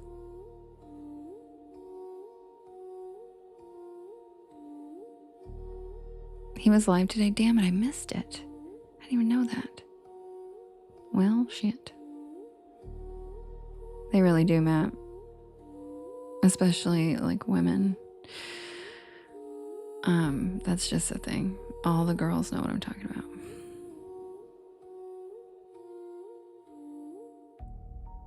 Really, Rachel? Oh man, I'm sad I missed him. I didn't know he was live. Oh, he was on the same time Kim. That makes sense. He's usually on earlier, but I guess he usually is on there. That's okay, Matt. I know it's kind of an early time for people. He was wondering where I was. I'm so sad. I didn't know he was live. Is he going to be live tomorrow?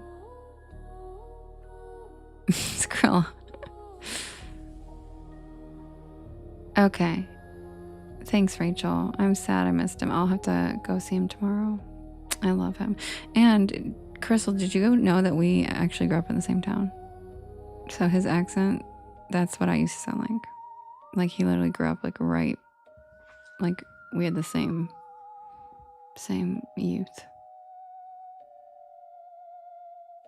Okay, perfect, Rachel. Thanks. Isn't that funny? And that's literally what I used to sound like. So his accent, that's what Devin used to sound like before I went to school to be a reporter. Yes, we are. We're from the same exact hood. Like, literally like rival high schools.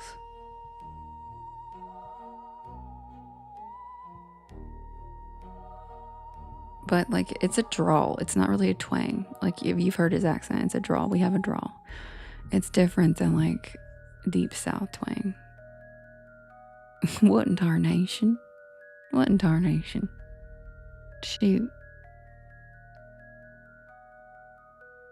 That's funny, Rachel. That's so funny.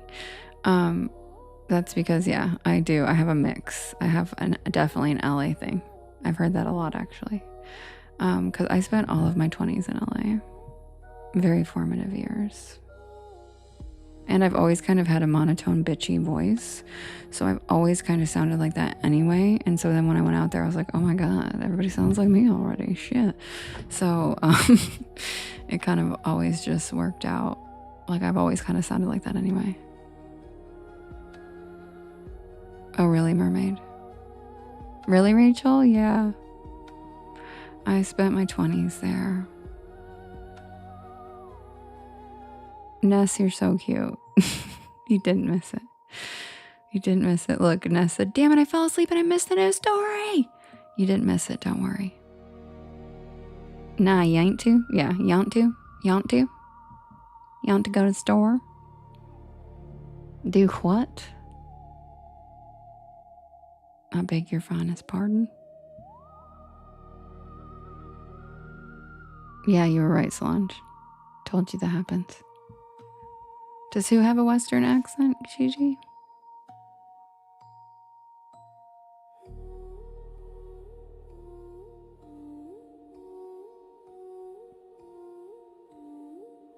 I sent the story to Kim earlier because Kim grew up with a thicker accent than she has now too.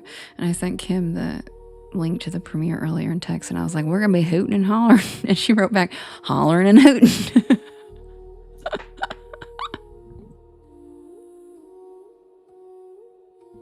Yeah, Rich, pretty much. I did. I took non-regional diction classes that trained the way I speak. It's actually the way you move your mouth that helps change the way you speak.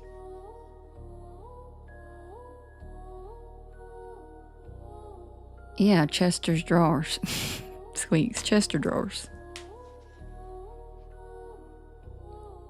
Oh yeah, Matt's definitely probably sounds similar as well. Matt's from Tennessee. He's not far from... Oh wait, Matt, are you from Western Tennessee? I can't remember. I already forget. Are you from Western Tennessee or Eastern? Because it is different. Because the Appalachian accent's a little different.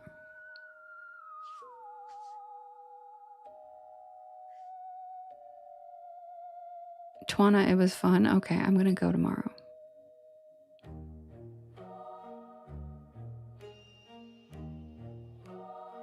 Lisa, that's because in the South, everybody calls them Chester drawers. Hi, Golden. How are you? Welcome in. Welcome to the porch. Plum Wild, yeah.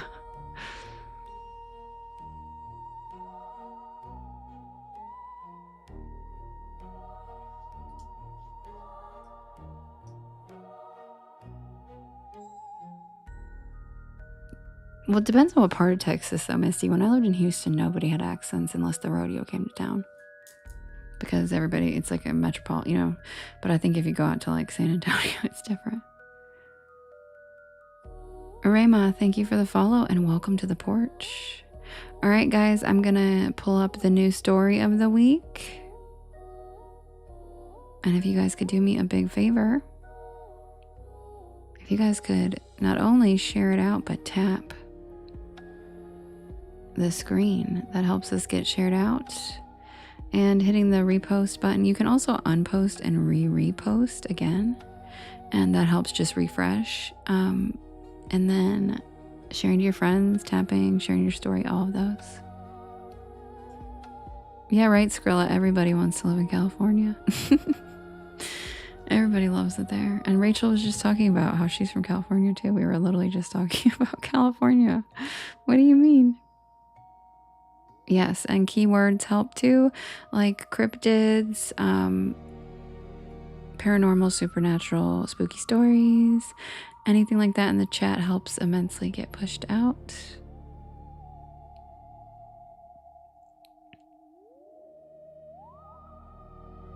And I'll be right back with the new story of the week.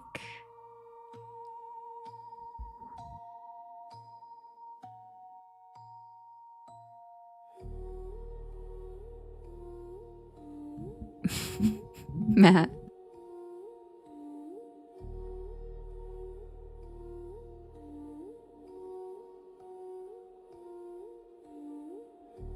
What wild stories, Skrilla? What do you mean? I had way more wild experiences when I lived in California. But I guess it depends on what you consider wild.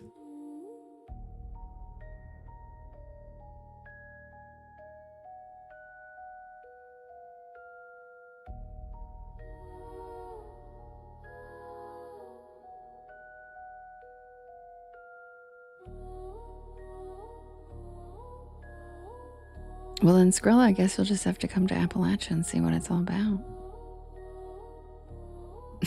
Me too, Rachel. I'm like, my whole life has been a wild experience. Dennis, you're in Eastern Tennessee? I love that. All right, guys, grab a beanbag chair. Grab a hammock. Sit back and relax. Check out the shooting stars. And welcome to the porch. Happy Monday. I'll be right back with a new story.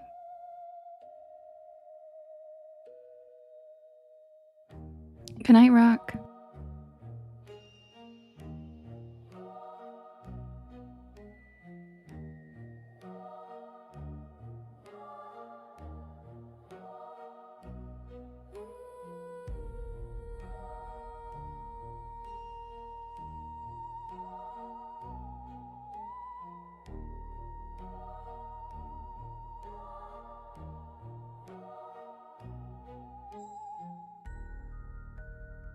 Thank you, Mama Saurus.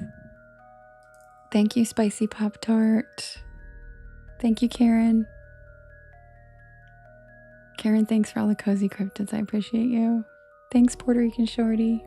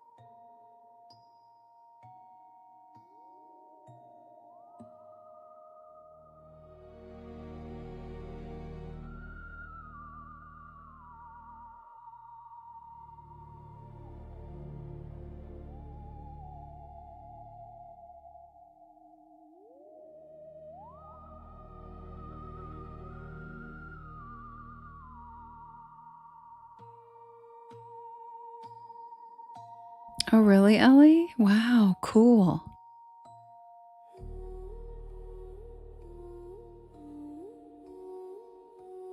Wait, Holly, what did you say?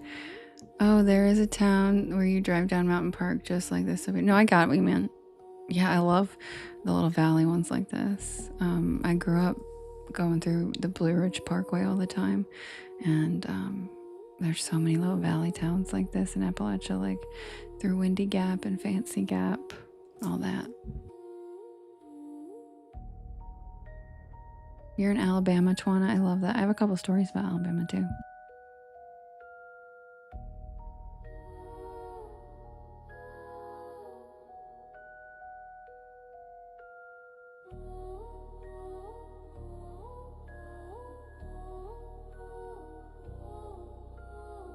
Brandy, thanks for the follow. Welcome to the porch.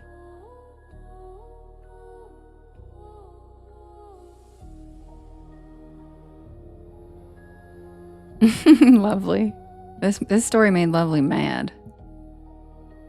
Don't worry, Wilkins, you're just in time. You haven't missed it yet. Hi, Billy. Don't worry, you'll be able to settle down here. Take a load off, relax. Negs, thanks for the follow. Welcome to the porch.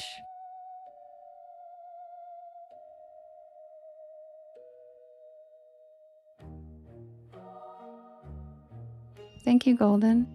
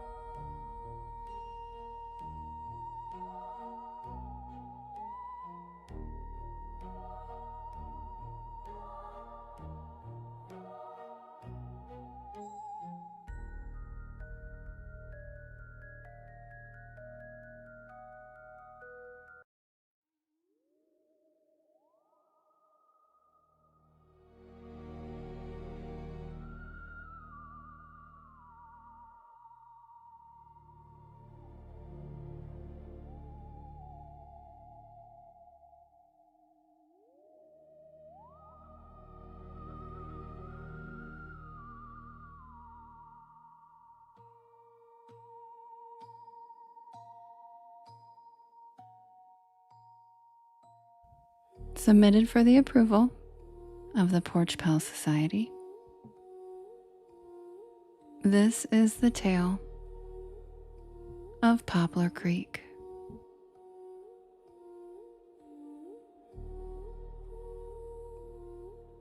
Okay, Mandy, I'll make a print.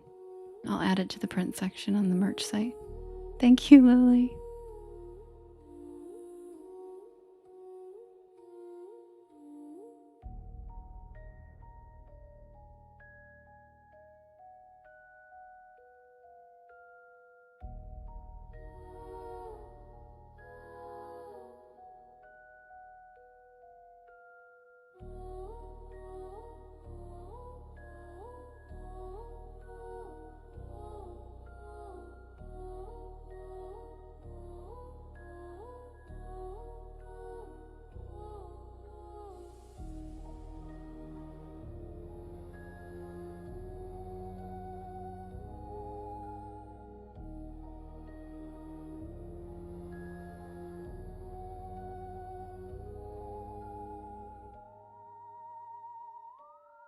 Last June, I received an email inviting me to spend an entire week in a place called Poplar Creek.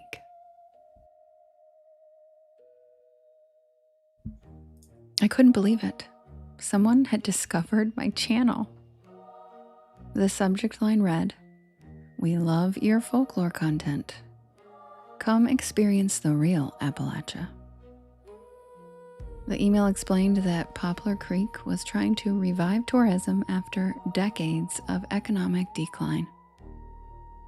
And they were inviting a handful of up-and-coming content creators to stay free of charge in exchange for making content showcasing to our audiences what the Little Holler has to offer. Thank you, Trucker Man. Thank you, Lily. The offer included accommodations at a restored historical cabin, free meals, guided tours, and unrestricted access to historic sites that were normally closed off to visitors. It honestly sounded like my dream trip. I searched for Poplar Creek online and there wasn't much. An outdated town website. Thank you so much, Twana. Thank you, oh so ordinary. An outdated town website, a Facebook page that hadn't been updated in 6 years. A few photographs showing brick storefronts beneath huge oak trees. Everything looked charming. And to be honest, I'm not at the point yet where I can really afford to travel to all these spooky locations for content like I'd like to. Yet. And this was my first brand collaboration offer with all expenses paid. And I was just feeling really proud of myself and appreciative for the recognition of my passion and all my hard work. I felt like this was a sign from the universe that this whole content creating path was actually working out. So, I accepted the offer.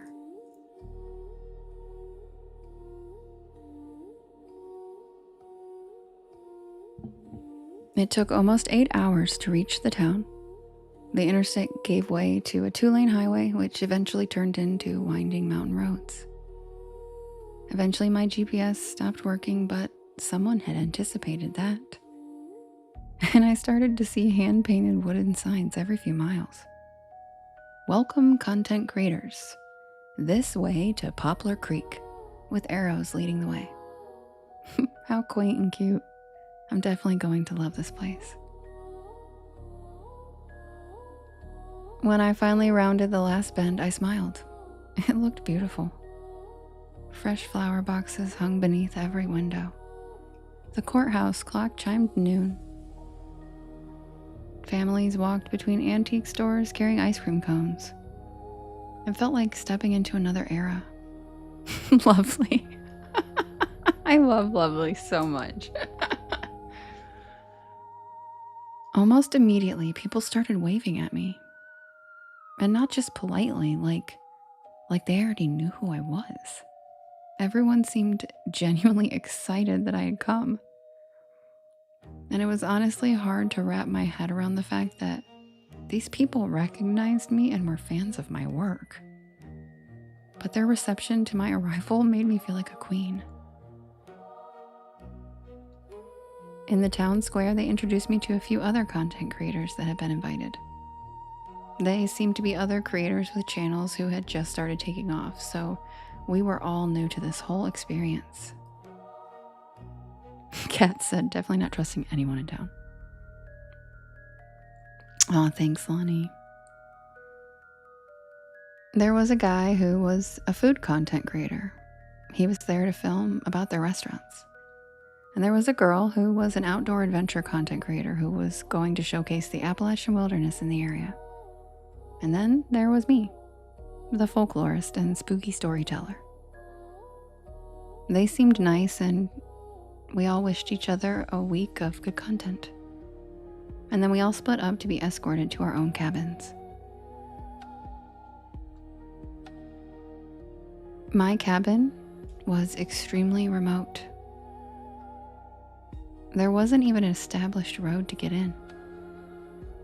Just a dirt trail that my car barely cleared.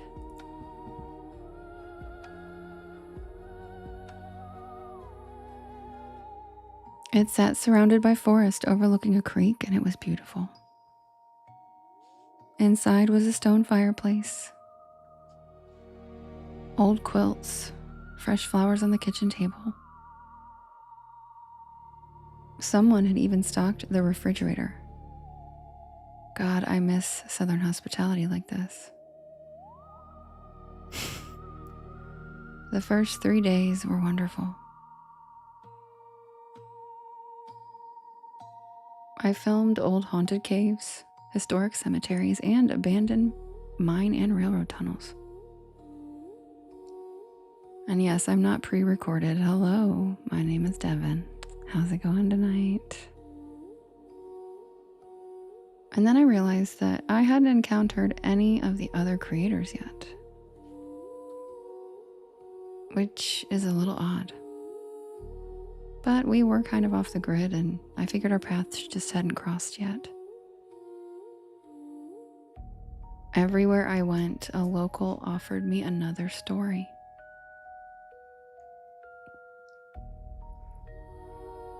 Every resident seemed eager to tell me about the town's history and folklore. And I noticed that one thing kept coming up. They were all incredibly proud that nobody ever left Poplar Creek. Families had lived there for generations.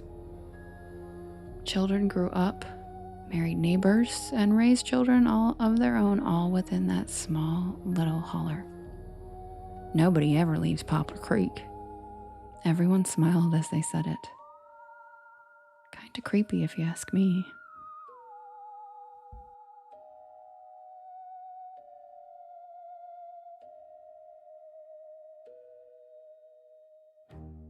Happy birthday, Gigi! By the fourth morning, I had decided to explore somewhere off the beaten path. Somewhere nobody had recommended.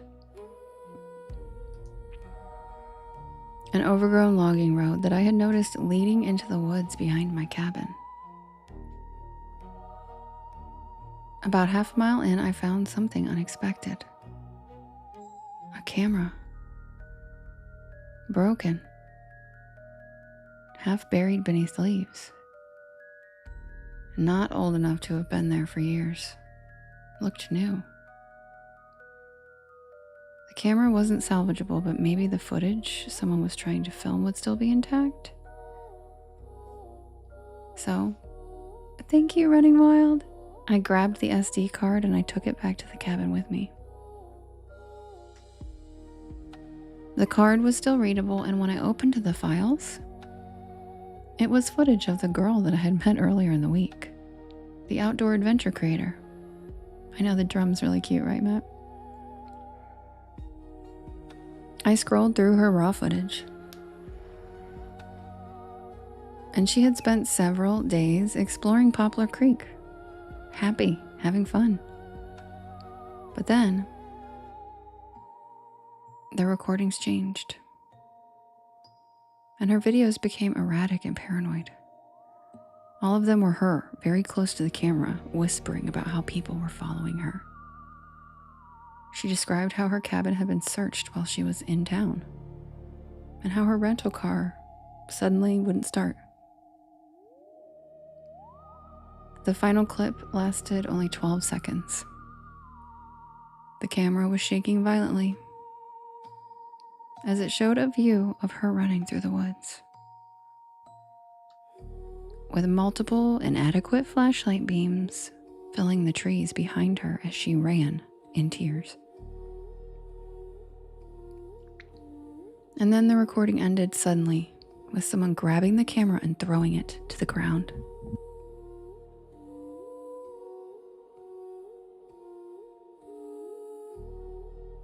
That was it. No explanation.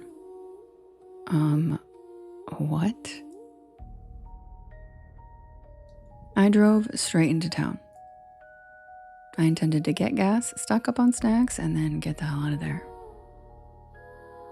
But after filling up my car with gas, it wouldn't start anymore.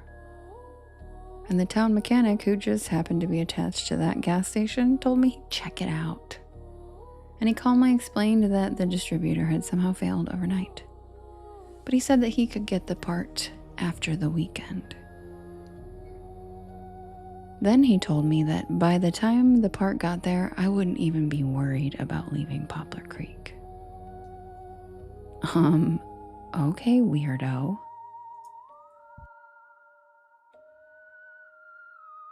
Great. I was stranded and freaking out. After that, I instantly became hyper aware of my surroundings, and I started noticing some strange things. The same old pickup truck drove past my cabin every single evening, 3 times. 3 times every night. One afternoon, I returned from town, and I immediately knew someone had been inside the cabin. Yep, Kim. Nothing had been stolen, but I could tell that they had gone through everything. My suitcase had been unzipped, and my notebook that I had left closed on the coffee table was now wide open on the kitchen counter as if someone had flipped through it and read all my notes. That night, I couldn't sleep. The next morning, I hiked back to where I had found the camera, but this time I kept going. And the logging road eventually ended at an old quarry. Hidden behind stacks of broken stone, I saw 6 small cabins. So, I decided to investigate. Inside each cabin, I found abandoned bags and suitcases, full of not just clothing, but tripods, ring lights, cameras, batteries, phones, laptops, iPads, thousands of dollars worth of creator equipment, just left along with all of their other belongings. Oh my God, what kind of sick game is this?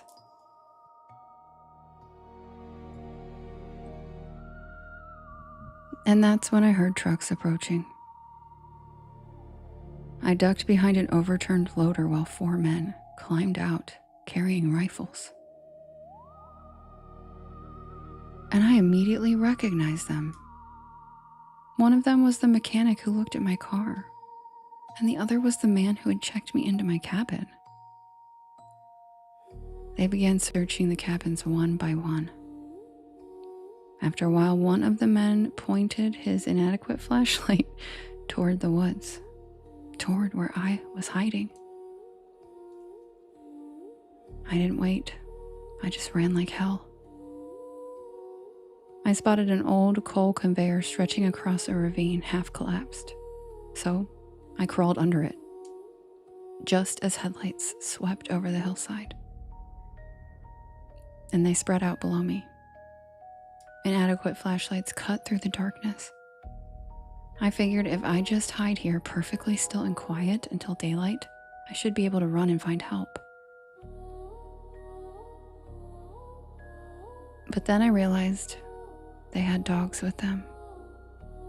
I could hear their barking echoing through the valley. My heart nearly stopped. I inched across the rusted steel frame until I reached the opposite side. But then one support beam loudly snapped beneath me, and the noise drew every inadequate flashlight up toward me, and they saw me.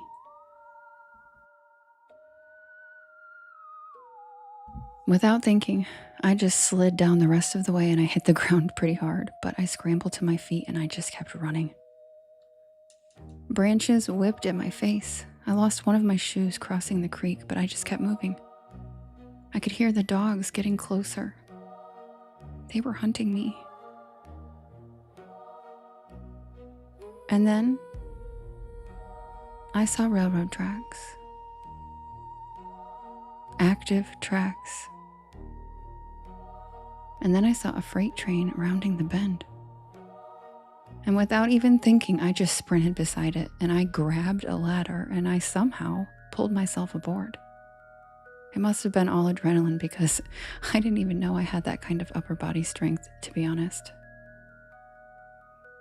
I held on for dear life to the side of that train as it carried me out of that terrifying valley. The last thing I saw was nearly 30 people with rifles standing beside the tracks watching me get away. State police returned with me 2 days later, and Poplar Creek was exactly where I left it. The town existed, the people existed, the cabins existed. But the townspeople insisted that I had become confused while hiking after suffering dehydration and a head injury after falling. I did not fall. Then the mechanic produced repair records showing that my car had never even been touched. And then the innkeeper showed signed paperwork claiming that I had officially checked out voluntarily. Every single resident told exactly the same story. And without evidence, there wasn't a case. Months later, I uploaded a video explaining my terrifying encounter in the spooky, creepy town of Poplar Creek as a warning to other creators and anyone else interested in going. But instead, of course, it sparked a major rush in content creators going to Poplar Creek to try to document their own experience in the holler from hell. Then, about 6 months later, I received an email. Subject line: "Thanks for making Poplar popular again." The email read, "Thank you for the publicity and bringing so much attention to our humble little holler. We've already invited next year's batch of creators, and only one will win the title of next year's tourism ambassador."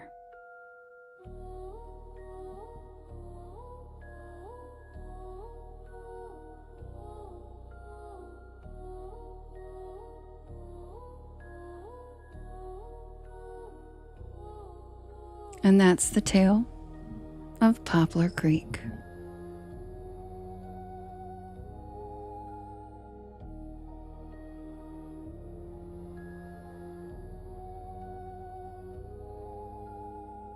Skrilla said I didn't even pick up my permit.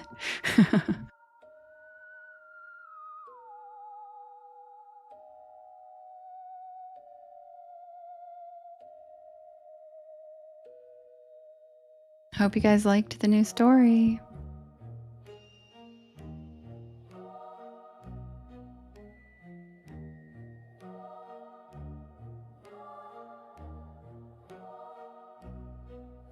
Thank you, Mace, for the beautiful bouquet. And Mary, thanks for the hand hearts. Thanks, Allie. Love you.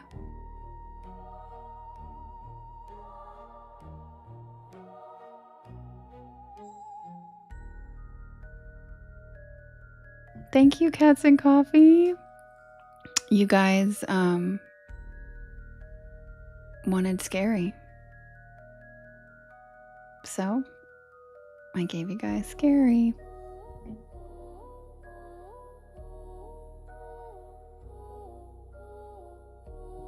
Thank you, Matt.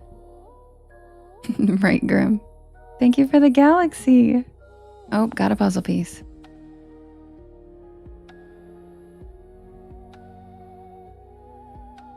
Andrew, what'd you do?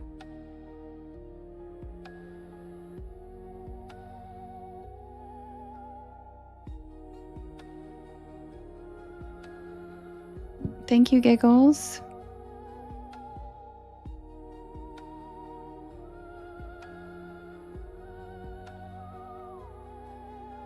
Marina said, so Poplar Creek, 5 stars, we should visit, right? Totally. Totes.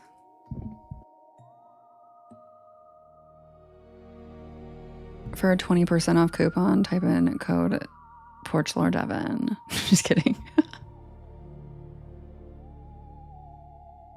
Yeah, Karina, I'm from Greensboro.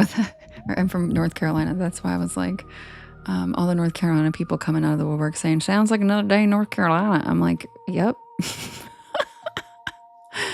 Yep. Pretty much.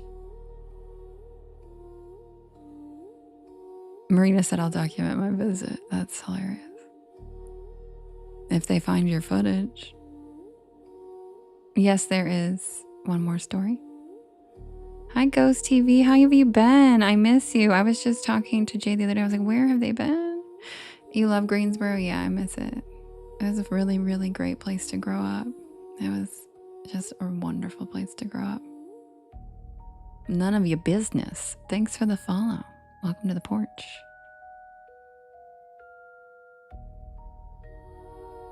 Eric and Matt and Cats and Coffee and Music Lover, thank you for all the beautiful gifts tonight so far. You guys are awesome. Thanks for the support. You were in Charlotte. Oh, yeah. Okay. You miss North Carolina too. Yeah, me too, Misty. I do. I miss it. I especially miss the coast.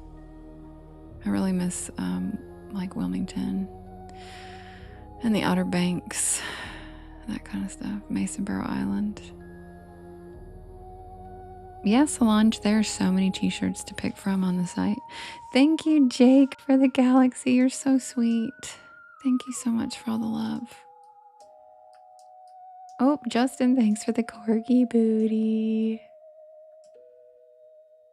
Yeah, Outer Banks, yep. All right, you guys, I'm going to set the next poll and I'll be right back. Your mom lives in Wilmington. Nice. One of my good friends just moved from Atlanta to Wilmington, and she's like not from North Carolina. And it's like fun to see her discovering how awesome it is and stuff. Yeah, me too, Misty. I miss them all. I miss Carolina Beach, Emerald Isle. It's so nice. It was such a wonderful place to grow up. Because even though I grew up in the foothills, the beach is not far at all. So it's just wonderful because you can kind of get the best of both worlds. And everything's very chill. Very chill. Yes, Misty, Carolina Beach.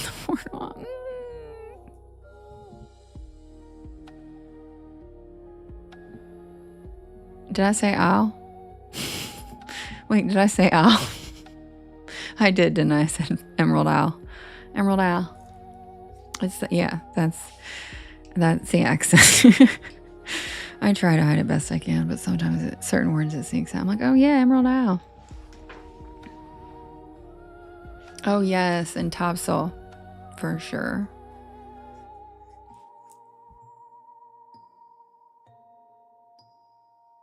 Well, and it's also like certain words that I hardly ever had to say as a news reporter.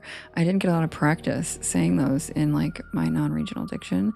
So any words that are like Southern words, you'll hear me just go straight because I don't even really know how to say it in the other way. Like when, like I'll never, ILE words, I will never ever be able to say tile. Tile. Tile. That's just, no, I can't. My mouth doesn't. Tile.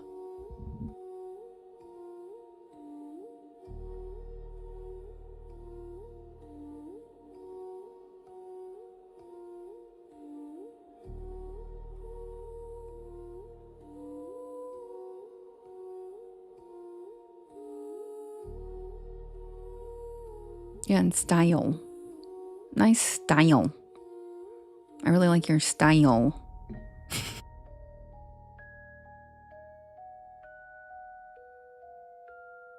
It's been a long while.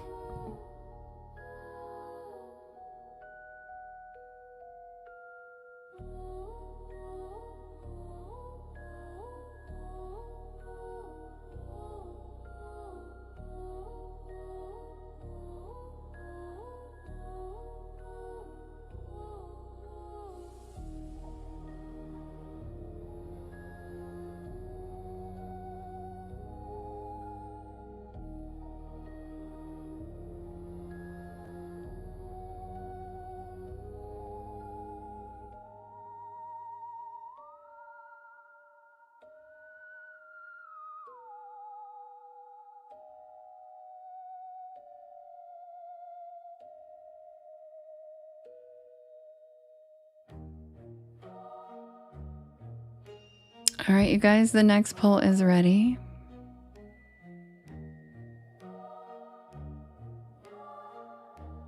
Thank you, lovely. All right, we have Highway 666.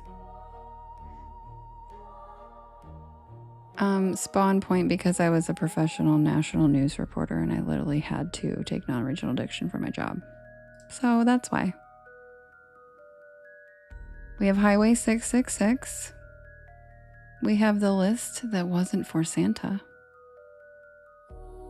We have Reeves Vampires. We have the Melon Heads. And we have the Carved Stone. you can vote in the blue box in the top left-hand corner. And you can vote up to 50 times, and you can vote for more than one story.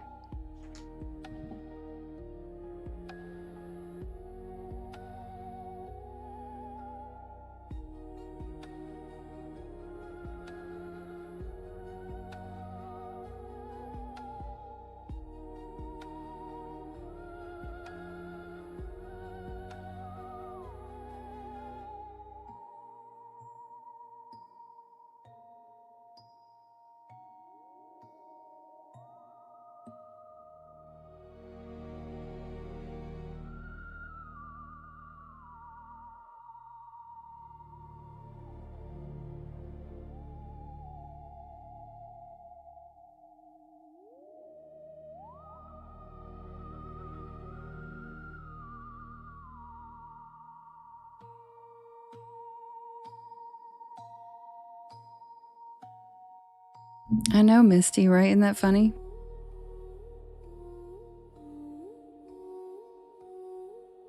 Yeah, Jade, I do that too, the double T's.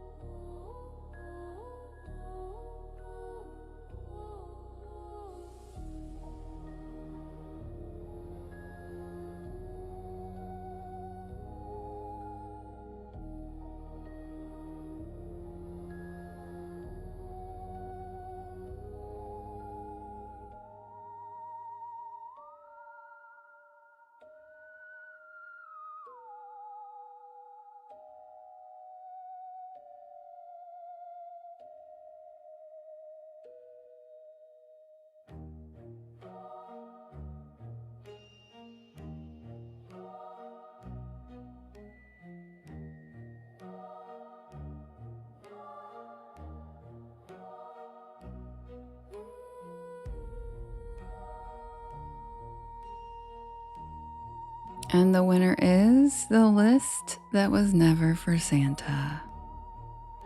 Christmas in July, y'all.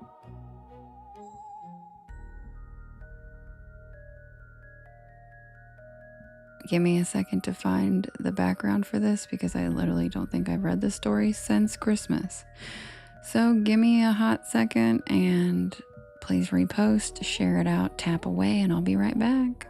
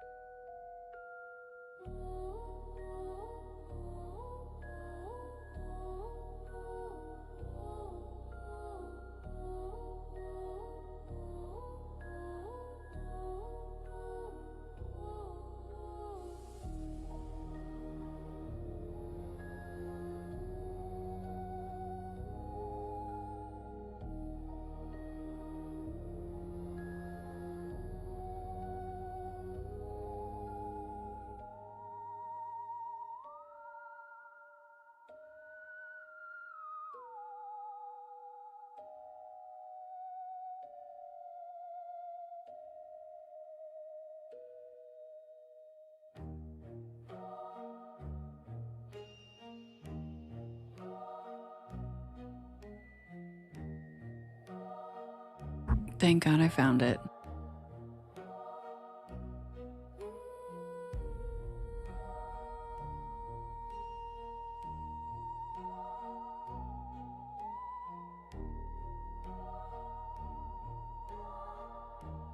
I found it. It took me a minute, but I found it.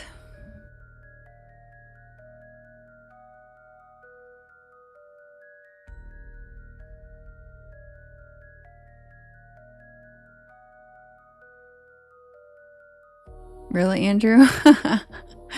That's so funny. I love that. I know. There you go. It won. I wasn't expecting it to win either. But yeah, sorry guys. It took me a minute because I also got a new computer since then. And it was a story I literally read once. And it took me a while to find it.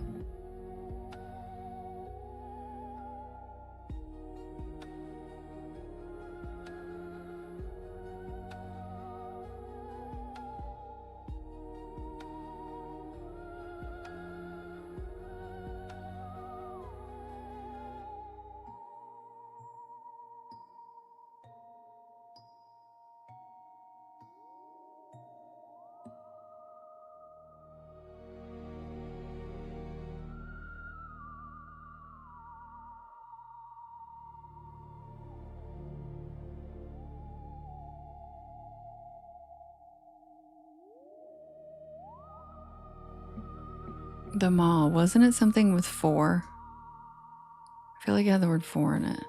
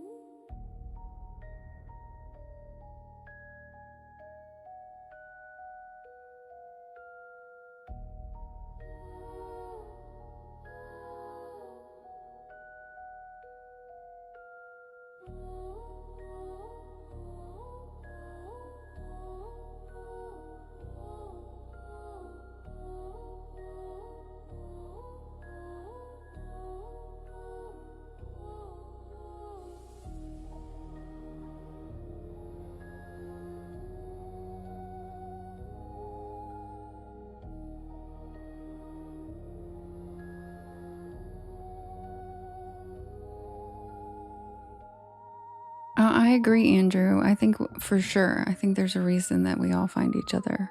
And I'm glad you're my friend too. Oh, hi, Darren. Glad you're having a good night.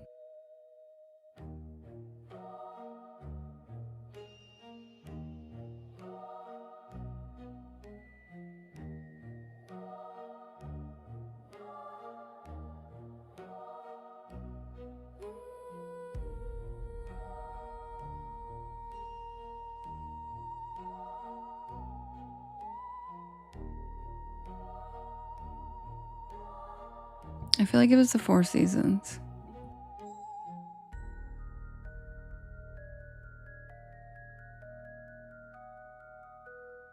I can't believe y'all got me to do a Christmas story.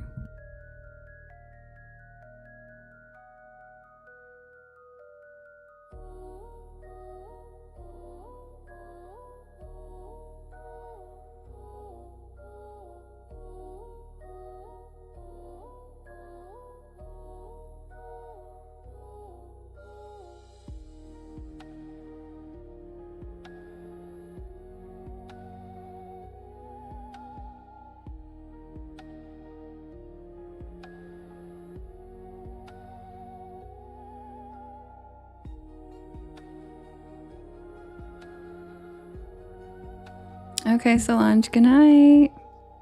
Me neither, Jade. That's exactly right. I don't like anything that happens in the wintertime. At all.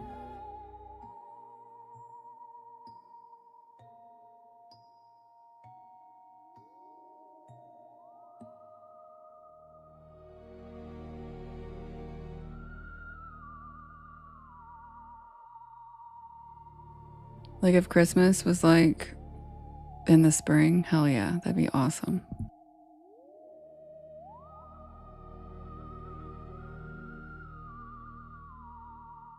Yep, Misty, exactly.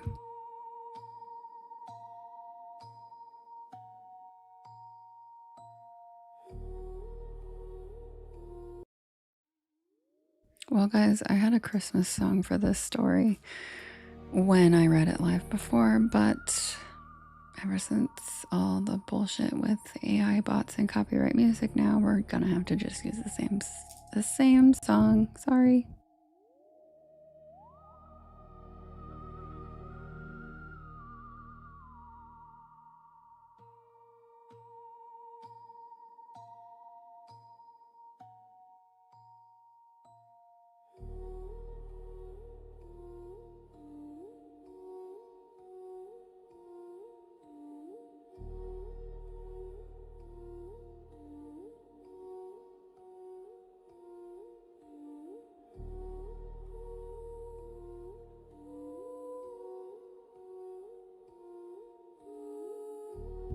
Hi, Brooke. Thank you, Eric. Yeah, I love the music too. I just I like when it's a Christmas song. It's not new, Brooke. It's a Christmas story. It's just one. You missed the new one, boo. It's 12:45.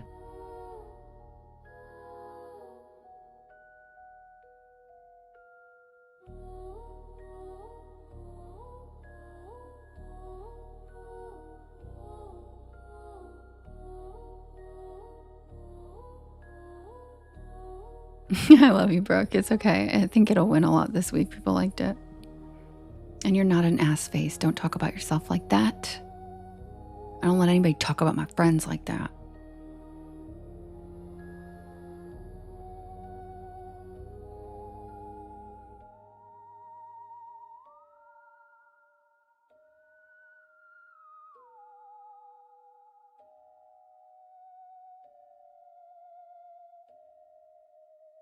Brooke, you want to know the funniest shit ever? And I'm only going to say this once.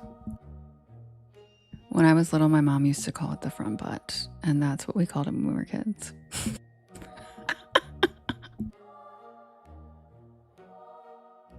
And I hate it so much. My sister and I cringe about it all the time. We're like, what the fuck, Mom?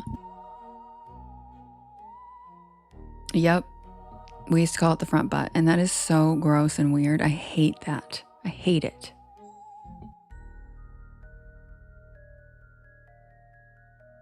Jade said I still call it that. That's not the medical term. And so when she said I'm a front face, that's all I could think of was, oh my God. What in tarnation? Yes, Skrilla taught me what a MRF was, and he said everybody knows what it is. Then I looked up and it literally says it's California regionally specific slang. I'm like, not everybody knows what the fuck that is. Because it literally says that it's specific to where you grew up.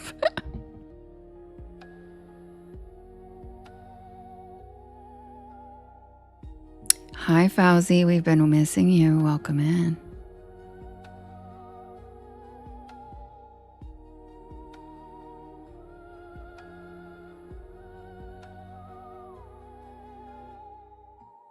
No, because she called herself a butt face, Matt. And I said, you're not a butt face. And then she said, okay, I'm a front face. And I'm like, front butt? What? Fauzi, welcome back. He already gave us some notes, he said. Somebody pin Fauzi. Jade, get to your job, what you love to do, and pin away. Submitted for the approval of the Porch Pal Society. This is the tale of the list that was never for Santa.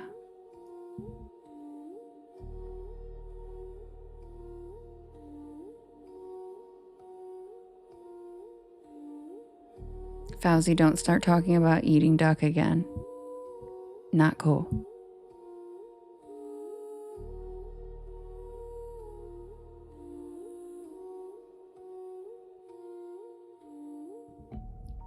I found the list folded inside my coat pocket on December 1st.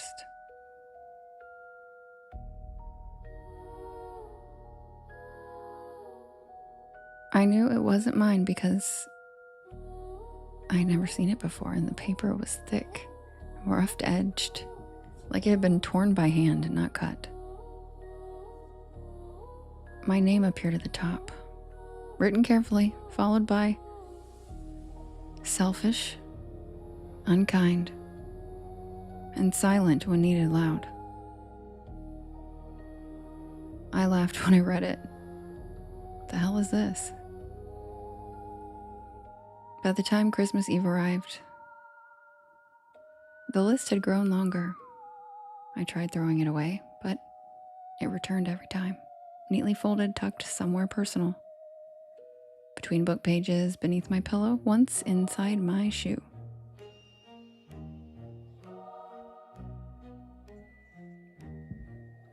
That night, the snow came down heavy and wet. The woods behind my house disappeared entirely, swallowed with white. I lit candles instead of turning on the lights. The shadows they cast felt cozy.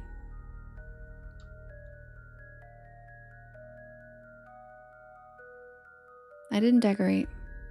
I had learned not to. I had learned too late that decoration was actually an invitation.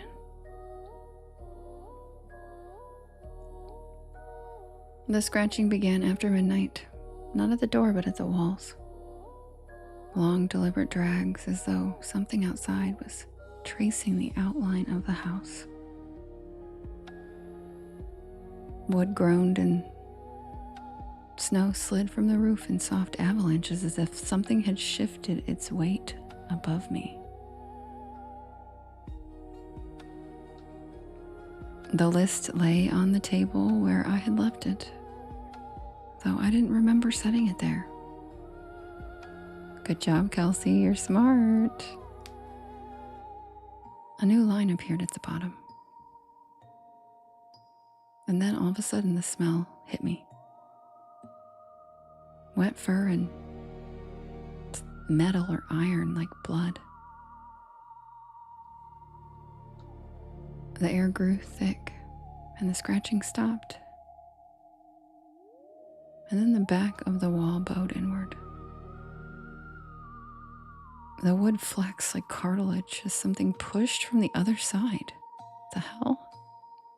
A massive shadow slid across the candlelight. Its shape was wrong. There were horns that scraped against the eaves, peeling the paint with a sound like tearing cloth. Then the wall gave way. He didn't burst through. He just stepped in. The creature filled the room, towering but hunched, his back brushing the ceiling beams. Matted fur clung to his frame in clumps, patchy and slick with melting snow. Yes, it is, Rachel. His legs bent backward like an animal's, hooves cracking the floorboards beneath them with each shift of weight. Yes, it is, Kendi. Chains hung from his wrists and waist. Something heavy dragged at the ends, scraping the floor as he moved. His face was the worst part. A mouth pulled wide in a creepy smile that exposed teeth. And his breath was steaming as he leaned closer to me. I couldn't scream.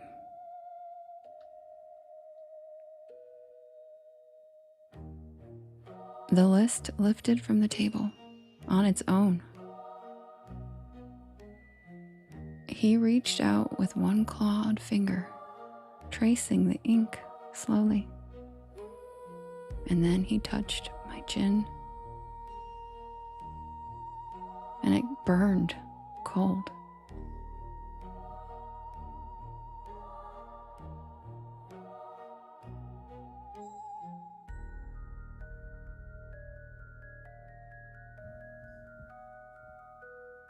My knees buckled as images flooded my mind. Moments that I had dismissed. Times that I had chosen comfort over kindness, silence over action, myself over everyone else. Each memory landed like a blow. The chains shifted, and then I saw what dragged behind him. Bundles, wrapped in cloth and twine, small shapes, too many of them. One shifted weakly, and I realized with horror that not all of them were still. Some of them were moving. His hand closed around my wrist, and the pressure was immense. Felt like he was crushing my bone, and he pulled me forward. The list burned hot against my skin as it pressed between us.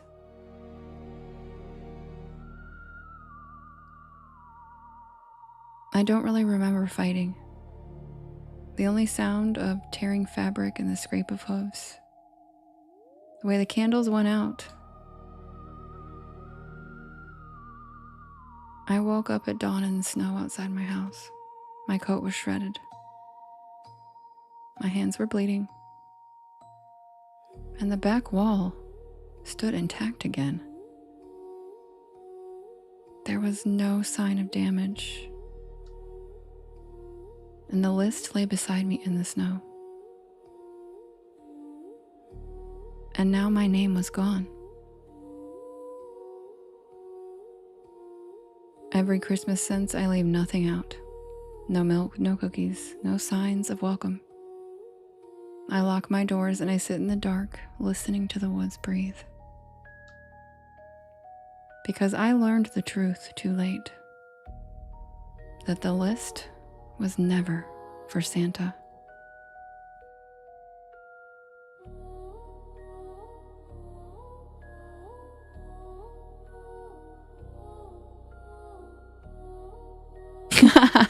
When he's on his monthly. That was a good one. That was funny.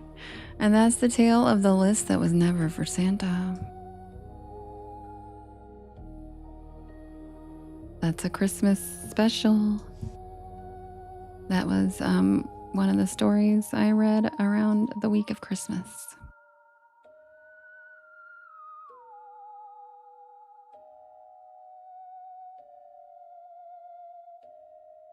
And yes, for all those asking, that is a reworking of Krampus. Mwah. Archangela, thank you for the swan. Thanks for helping me with my gift gallery. Thanks, Brooke.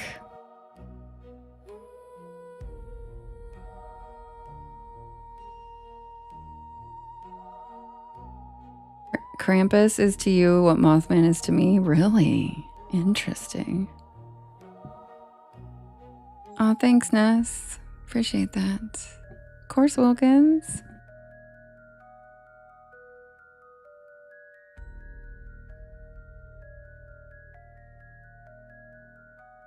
Ooh, meatballs are good, Fauzi. And you have veggies, meatballs, and I think hummus, maybe? And yes, spooky cabins. I do. I actually don't really celebrate Christmas. Like, my family gets together, but we're not religious. But Yule, yes. And I have a story about the Yule hunger. Good night, Ness. Sweet dreams.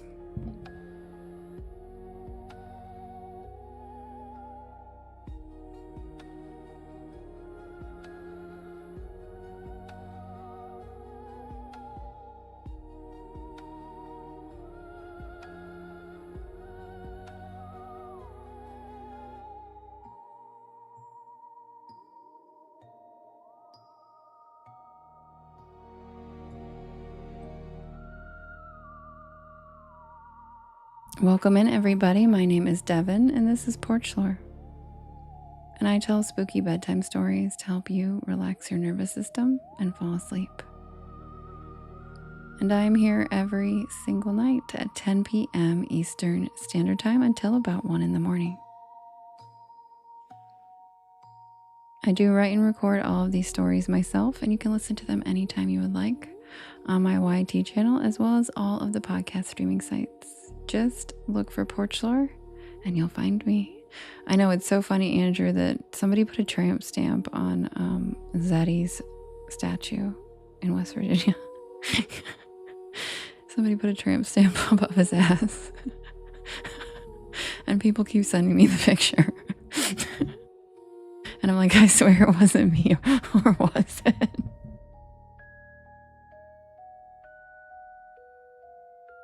Yeah, Andrew, nobody really, yeah. Well, it's just not really a chatty place. Yeah, it was me. It was me.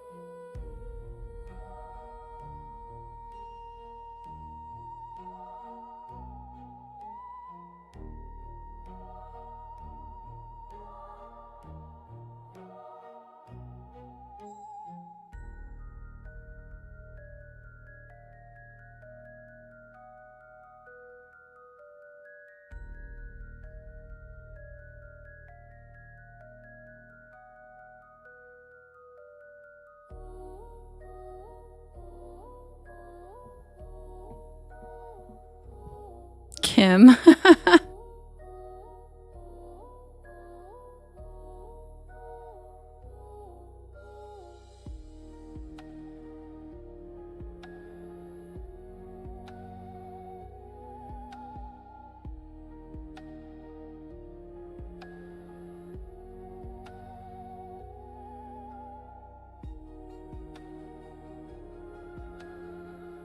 Welcome back, Connor.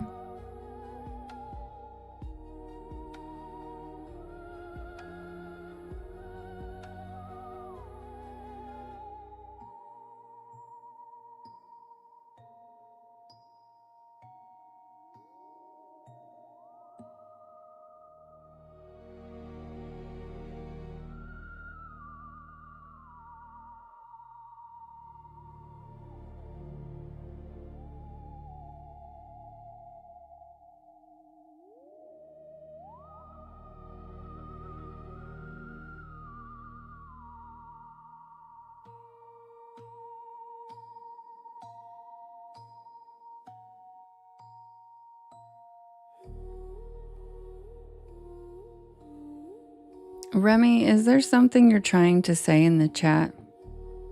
Because none of your comments that I've seen have made any sense. So if you're trying to, what are you trying to do? Because I have now seen over 6 comments of yours that make absolutely no sense. So do you need something? Are you okay? What the hell do you need to tell me, Remy? Because you're about to get blocked. So if you have an urgent message, maybe learn to type. Because all of the stuff I've seen you type is inane gibberish. So spell it out like a big boy, or stop harassing my mods. We've had enough. Jesus fucking Christ.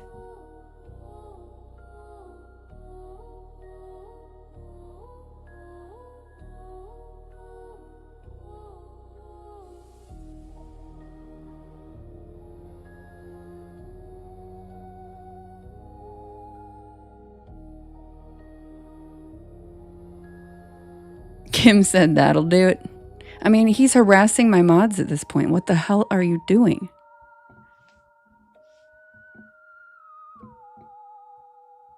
Someone that has a Russian accent has talked to you. What the hell are you talking about? And you have not promoted me, and no one with a Russian accent has talked to me. You are making no sense, and we don't know what you're talking about. I have never had anybody with a Russian accent talk to me recently. No clue what you're talking about, but it's weird. And whatever message you're trying to get across, it's not working. And you're on drugs or something, but if you keep going after my mods and talking shit to my mods, that's when I've had enough. Got it?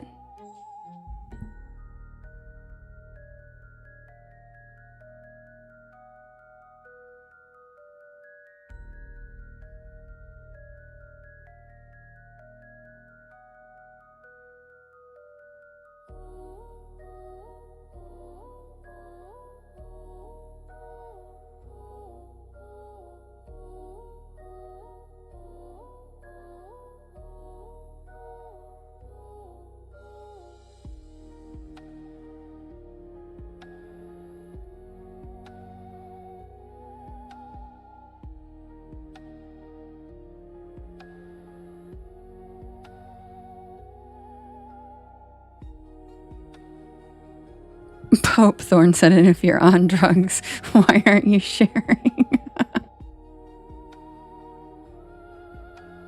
And like, a Russian's already talked to? What the hell does that mean? Does this Russian have a name?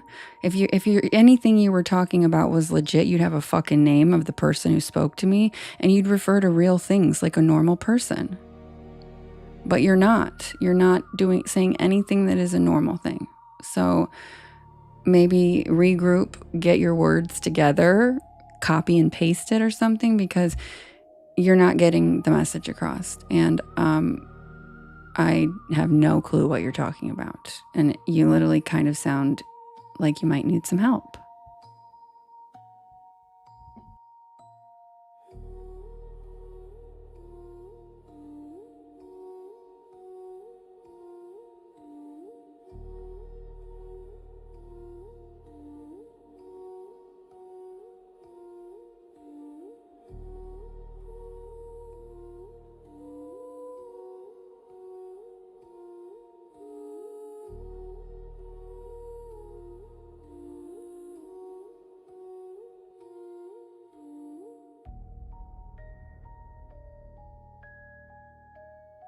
Kim.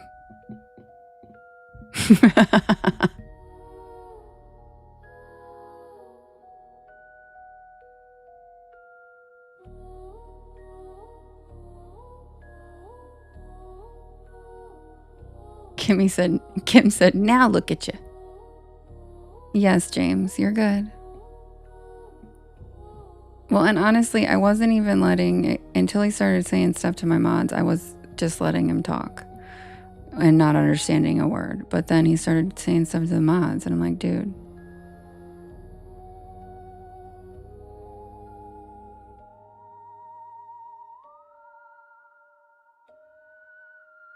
Thank you, Skrilla. That's a great question. What's everybody's favorite cryptid? Skrilla, you're so cute. What's everybody's favorite cryptid? Anybody want to let me know in the chat? I'd love to know.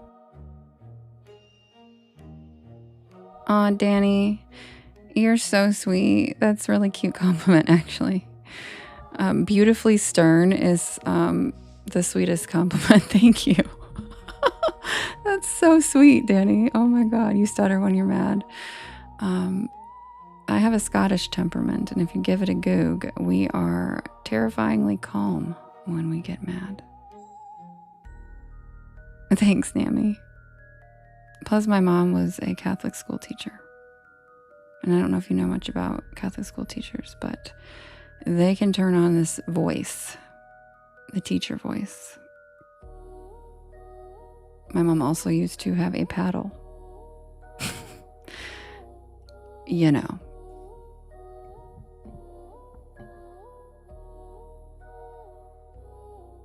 Yeah. Nehemiah said, when quiet, scared.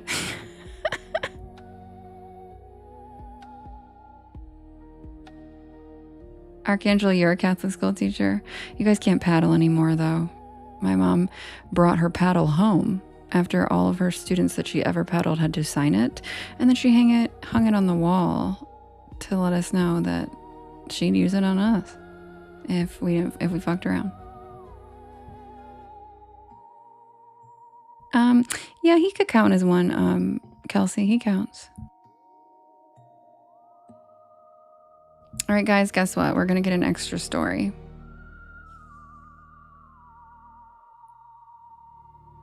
Because tomorrow I can't do any extra stories because Lisa's going to go on after me. And Witchy Wednesday's the next morning, so... Kim said Donald Duck. Hi, Scarlett. Hi, Joanne. Dragons? Yeah, I think dragons count, Andrew. Yeah, dragons count. Twana said, oh. Twana, I love you. Oh. Skrilla says, no duck slander.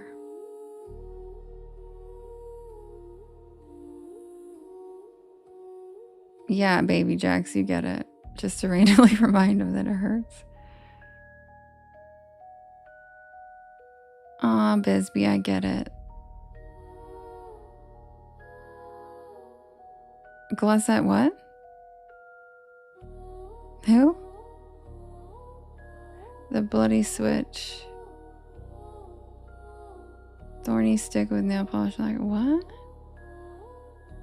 I don't know what that is. Izzy, thank you for the... Whee!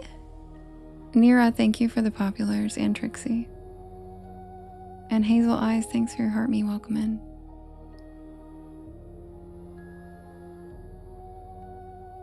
I'm gonna go join. Wait. 54 Nami is not that old, and everybody still says joint. Are you saying you're gonna go smoke a joint and settle down?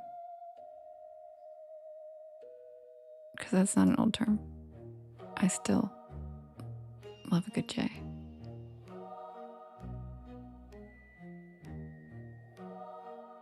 You had a paddle too, yeah.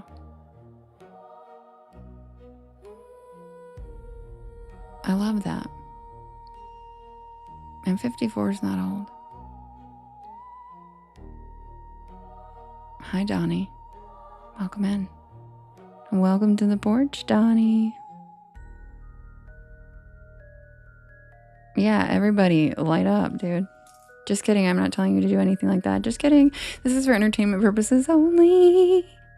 The Lord's lettuce is a blessing, Andrew.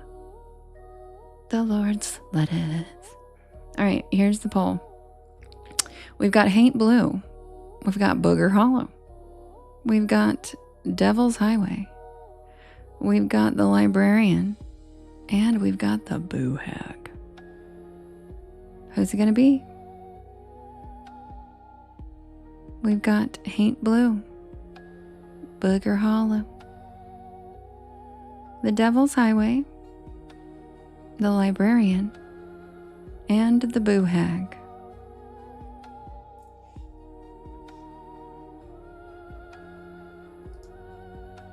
And yes, Donnie, maybe use the context clues that are happening in front of your face and ears right now. And we're voting on the spooky stories. So I would assume that, yeah, I tell spooky stories. Not to mention the giant signs all over the screen that say live spooky stories. So yeah, I do. I tell spooky stories, and that's what's being voted on right now.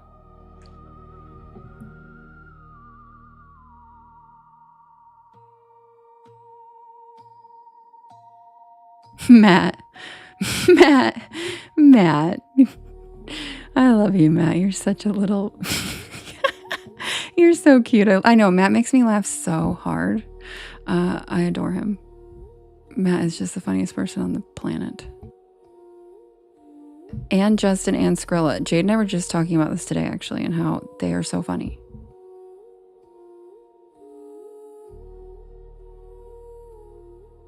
Yes, Twana, you're so cute. I love you.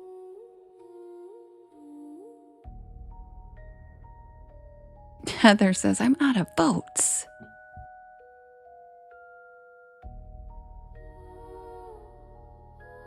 Welcome to the porch, Donnie. Grab a beanbag chair. Grab a hammock. Sit back and relax. Thank you, Spawn Point. I appreciate it.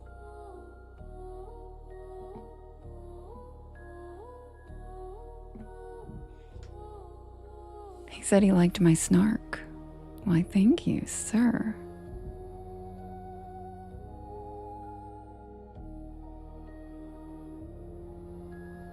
Okay, Kim, that's enough.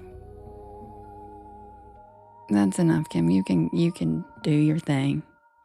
We've had enough of that tonight. You can do your thing.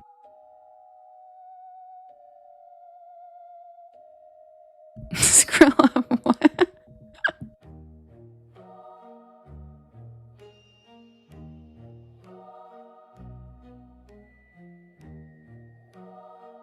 Yeah, Rachel, everybody says that, but what's funny is like I'm definitely the opposite of that.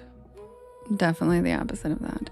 I literally have to I've had to like be in control of myself my entire fucking life, and I've had to like make sure that everything, because I just that like I don't want to have to be in control in that situation.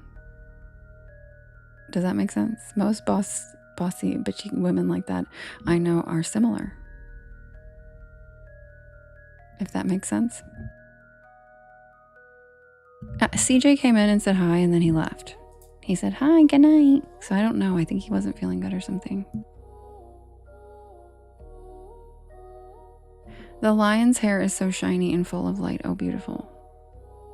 Yeah, lions are really beautiful. Thank you, lovely. I've had enough of that.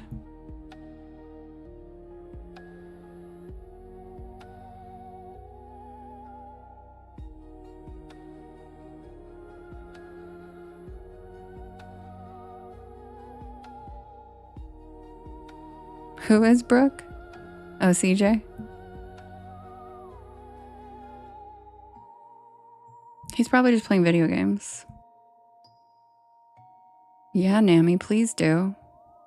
Just don't talk to me about Russians contacting me and whatever the hell else was just said. That finally I was done. The last thing he said was, where'd it go? Oh, Molly, I've got a 5-head going on trying to find the block. That's what he said. Right here.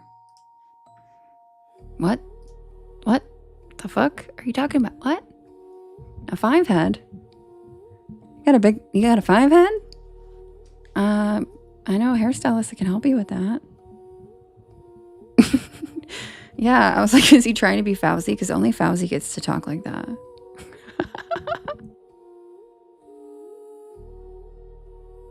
Lovely, I know, it does, but it doesn't on studio, so I can still pin it. It doesn't disappear on studio, but it disappears on the phones. Actually, Lovely did. Lovely was like, bye.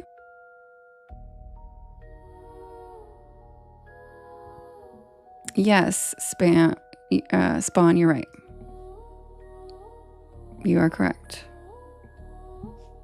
Assertive women are usually, not all, pillow princesses. You're correct.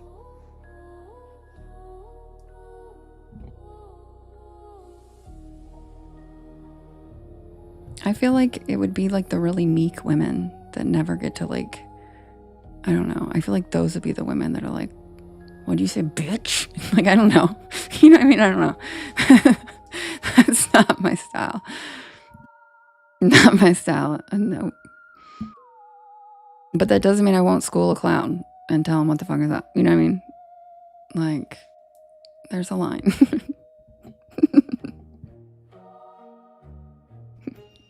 People, Heather.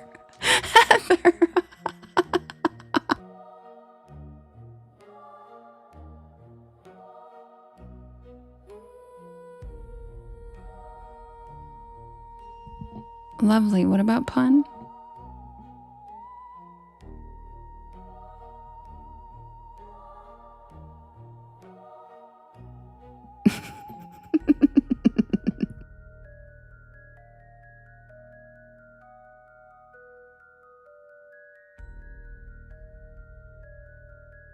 That's literally the funniest thing I've ever heard, Heather. People with a 5-head dream in IMAX. Oh, pin. Yeah, lovely. That happens to me in Kim's live all the time, and I have to swipe out and come back in because it just like won't let me pin people for no reason. Okay, the winner is the librarian. I'll be right back.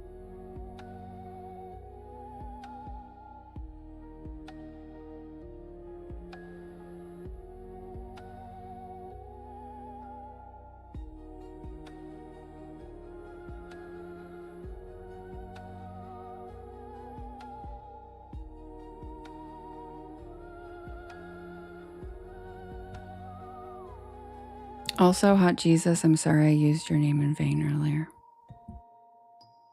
When I said Jesus fucking Christ, Hot Jesus went, what? You're so cute. Gemini, thank you for the hand hearts. You're so cute. Kelsey was like, what?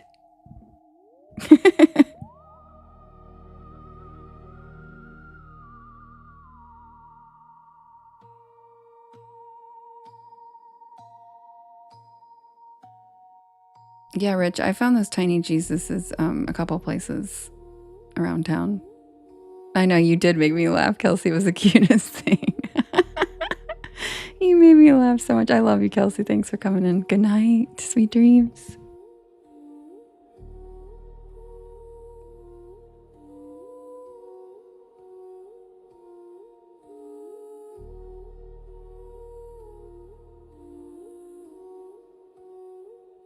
Really, Brooke? That's hilarious. That's hilarious.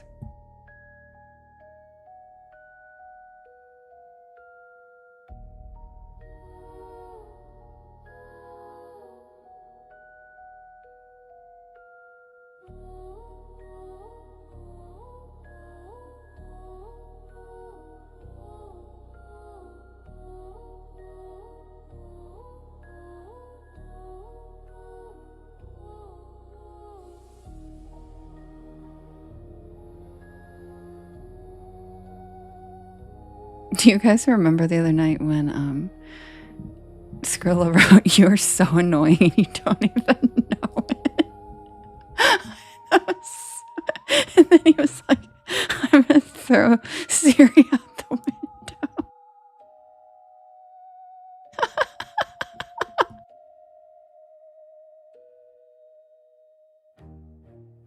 Night, Rachy. Sweet dreams. We love you.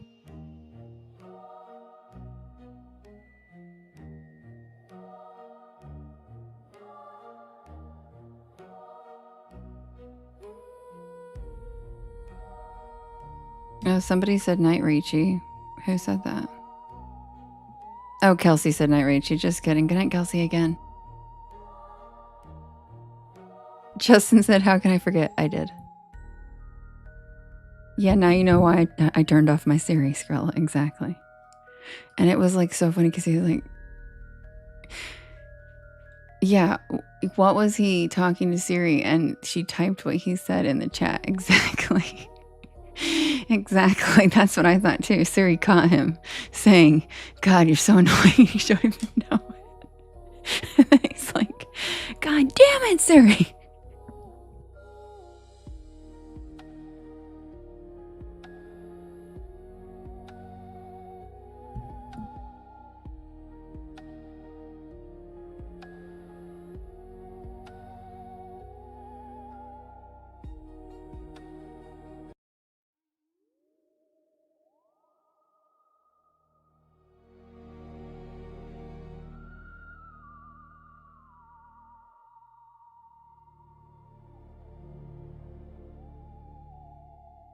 Yeah, Matt, don't.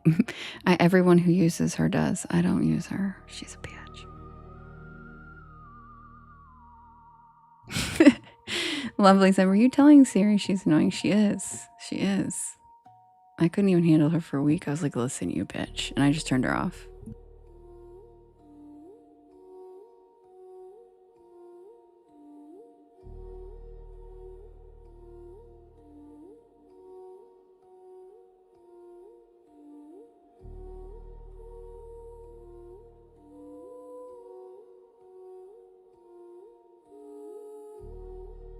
Oh, Sherry, that's smart.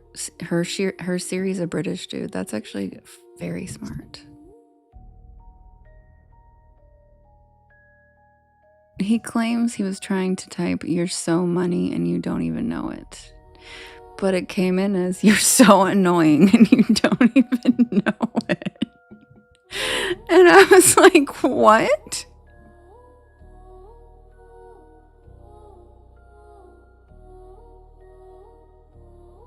And then he was like, "I swear to God, if Siri ruins this for me."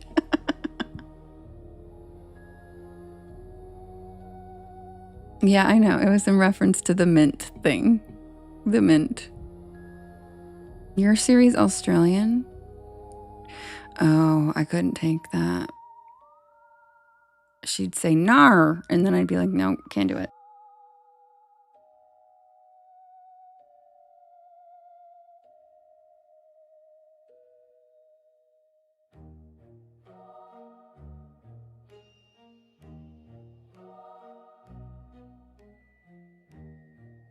Nar.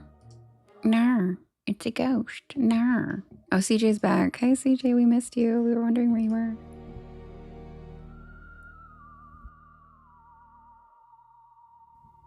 Lovely, now it's doing it to you.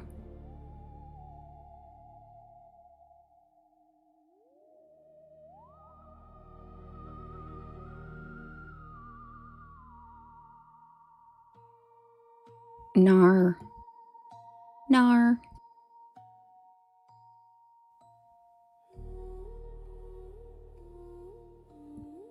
Justin said Nar was my dancer name down under.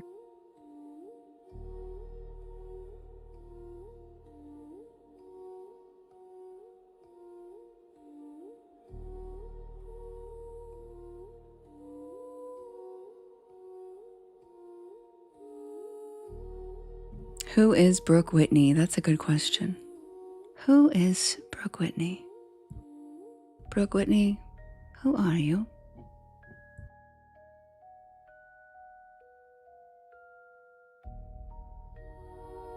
Right, Twana? Right? Skrilla Fern Gully. Broke. Good point.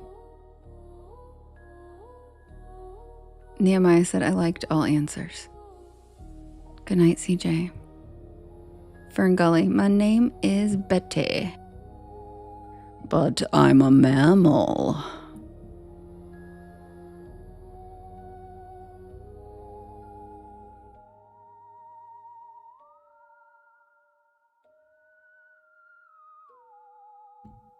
Rachel, puff puff pass, but you looking ass.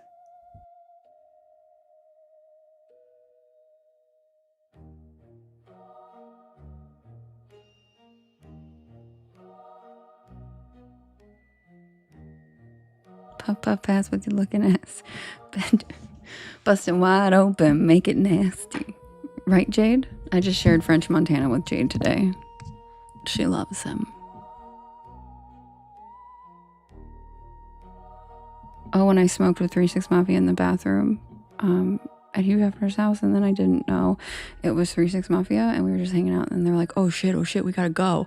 And they handed the blunt to me and Sabrina, and then all of a sudden, 5 seconds later, we hear, "I've gotta stay, ha, ha, ha, ha." And the guys we were just in the bathroom with ran onto the stage, and they were fucking 3-6 Mafia.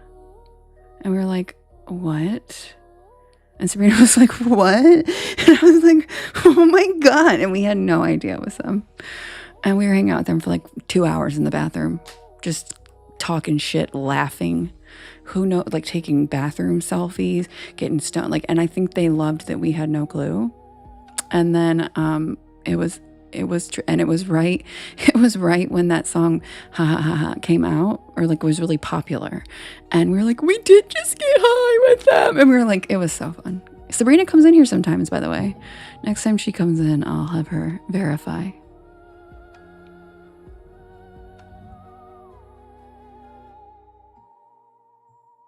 And it was the Midsummer Night's Dream Party, by the way.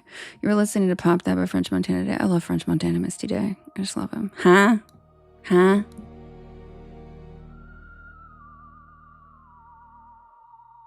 Yeah, exactly, Squeaks. I used to be a VIP, basically consultant in nightlife in Hollywood, and you're absolutely correct, because I actually grew up in a very academic family, and I don't know who celebrities are very much, and they fucking loved it. One time I called, what was his name? I already forget again. Clive Owen. I thought he said it was really loud in the club, and I thought he said his name was Clyde. And I was like, oh, like Bonnie and Clyde. Okay, hey, Clyde. And he thought it was so charming that he asked my boss if he could pay my wage for the night so I could sit with him and drink champagne. And she said, yeah. And I was like, oh, fucking okay. And then I went over and drank champagne with him and talked to him about Ohio for like an hour and a half. And he thought it was so funny that I had no idea who he was. And so, yeah, they really like it when you're clueless.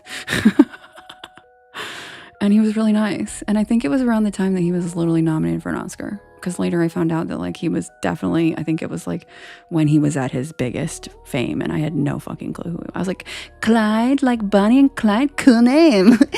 Follow me. Like, so yes, not knowing who they are helps exponentially.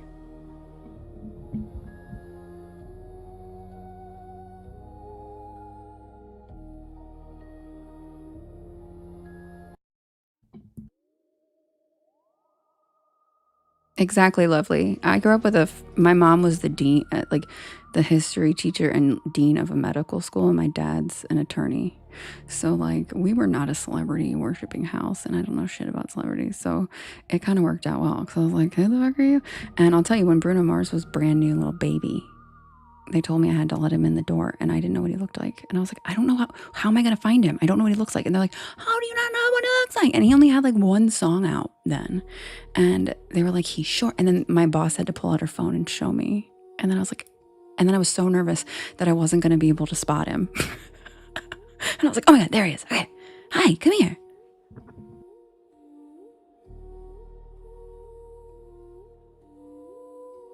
Oh, you do, Brooke? That's crazy. Are you related to them or something?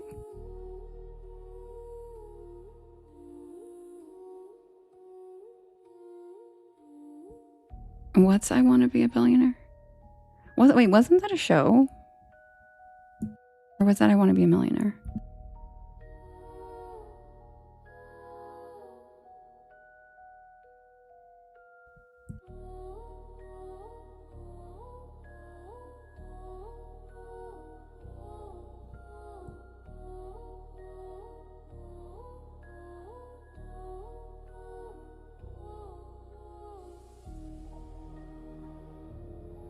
Oh, you're not weird at all.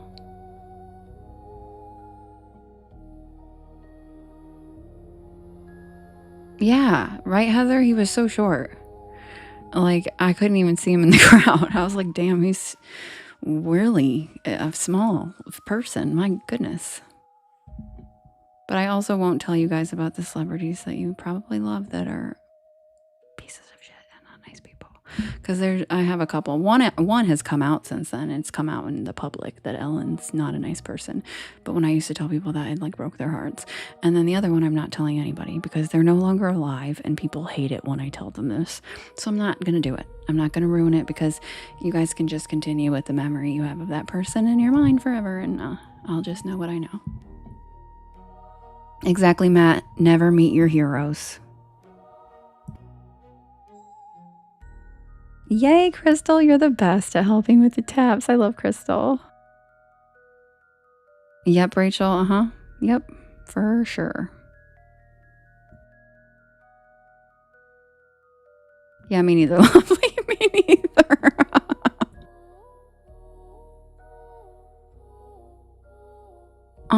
You know what, Andrew? Sometimes for a lot of people, it's honestly your own family because they can't get rid of the idea they have of you from when you were younger, your whole life, or the mistakes you've made. And, you know, like that's a very common thing.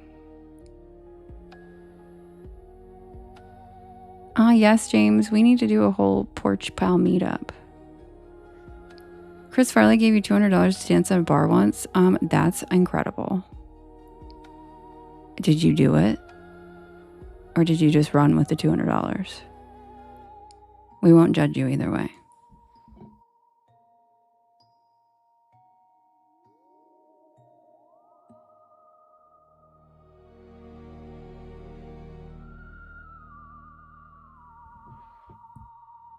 I wanted to do the meetup at the Mothman Festival this year, but guess what? Christina, the one that came in the other night with her fiance, my bestie since high school, she's getting married that weekend. I'm like, you really had to get married the weekend of the Mothman Festival. Just kidding. I never said that to her. She has no idea. It's the same weekend. I would never, ever bring that up to her. But yeah, so we're going to have to, maybe the Flatwoods Monster Festival.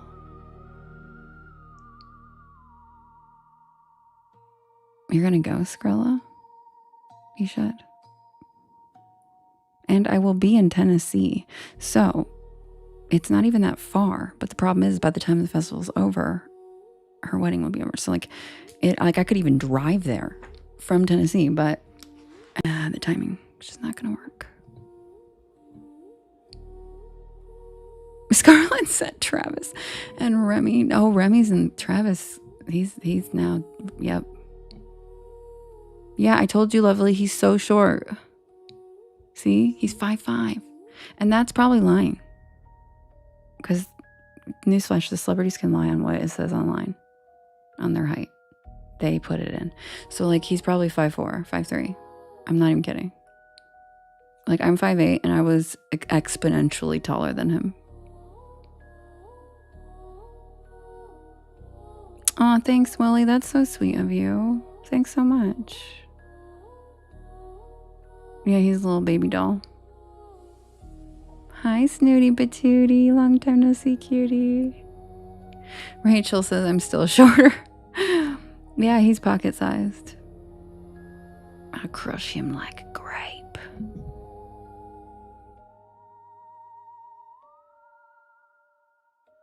You said probably shrinking. Nehemiah says I'm 6'3", but probably shrinking.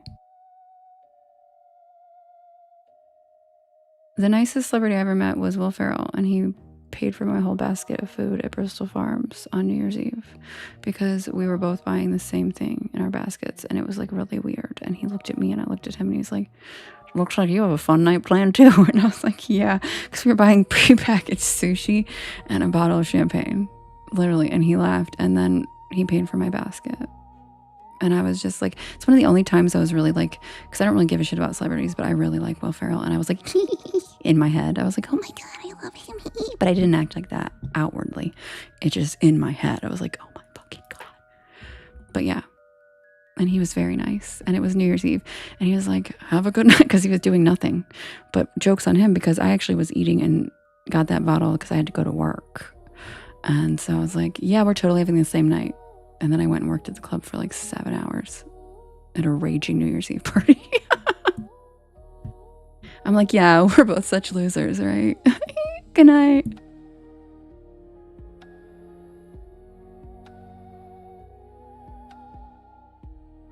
Hi, Mars. All right, guys, submitted for the approval of the Porch Pal Society.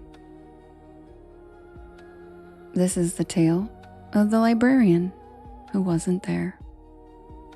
And yeah, Heather, I was close to not being able to keep my cool with him because I just really like his work. I don't act that way about any celebrity just because they're celebrity, but when I'm like a fan, like I was like,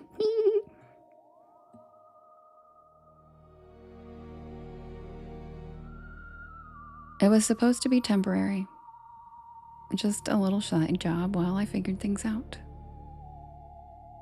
I'd moved to Concord, Massachusetts after my lease ran out, and I'd finally accepted that my job in the city just wasn't working out. Silent. I needed space, a chance to hit reset.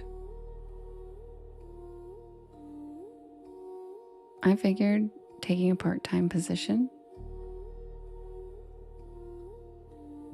at the town library would be the perfect way to keep busy while I regrouped. The town had been frequented by the likes of Thoreau and Emerson, so I was honored to land a job at such a historical library. The library itself was older than most buildings downtown, One of those carved stone places with ivy on the walls and stained glass windows that always looked dusty no matter how sunny the day was.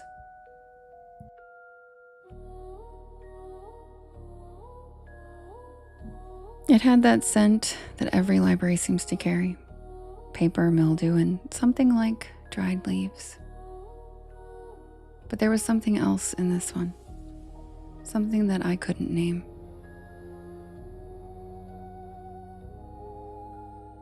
From the start, the locals avoided talking about it. When I told the guy at the bakery that I was working at the library, he paused and then said something about watching the clock.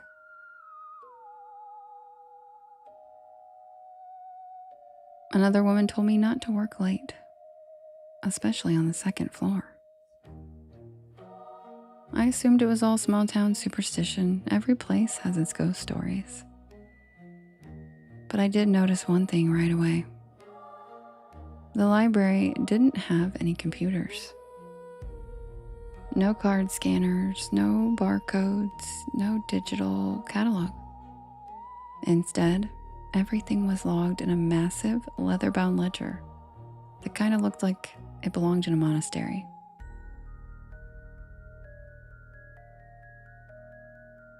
Patrons wrote their names, the titles they were checking out, and date all by hand.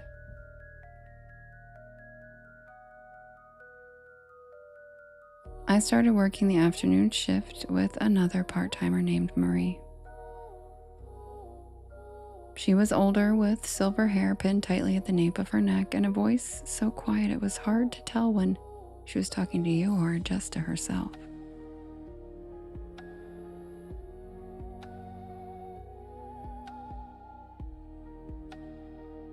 She always left by 5, no matter what. One evening, I stayed late by accident and I'd lost track of time, shelving old newspapers in the history section on the second floor. The light up there was terrible, yellowish and flickering, and the windows were so grimy they barely let in daylight. By the time I realized how late it had gotten, the sun was already gone. I figured I'd just close up by myself, easy enough.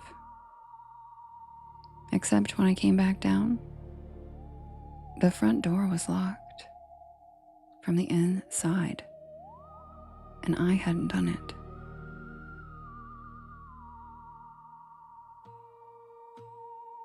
The key was still, like they said, wait, is Billy Zane a real person? The key was still in the drawer beneath the front desk. But the door wouldn't budge. Not even when I turned the knob and pushed with my shoulder. It felt like something was holding it shut from the outside. I tried the side door with the same result. The air had gone cold, unnaturally so. And I noticed for the first time that the library had no central heating. No visible vents, just these old wall radiators that never actually warmed up. And that's when I heard the cough. It echoed from upstairs, dry and raspy, like someone clearing their throat for the 100th time. I called out thinking maybe someone else had gotten stuck inside too, but no one answered. The lights on the second floor flickered and then they went out. I waited a moment, listening. Nothing. I love that Mary. Hell yeah. Mary was a dancer. Yeah, girl. No footsteps, no whisper of clothing. No shuffle of movement, just silence. Still, I made my way back up the creaking stairs. My phone had barely one bar of signal and my flashlight was too weak to cut through the shadows. I figured I'd just do a quick sweep, make sure no one was up there, and then try the phone line downstairs. The upstairs reading room was colder than the rest of the building. My breath fogged in the air. The bookshelves loomed taller, more like barricades than furniture.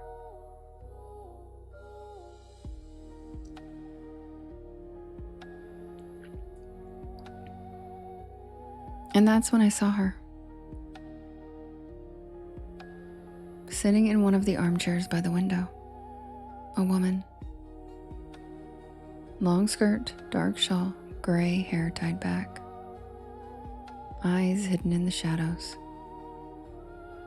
At first, I thought it was Marie, but this woman wasn't moving.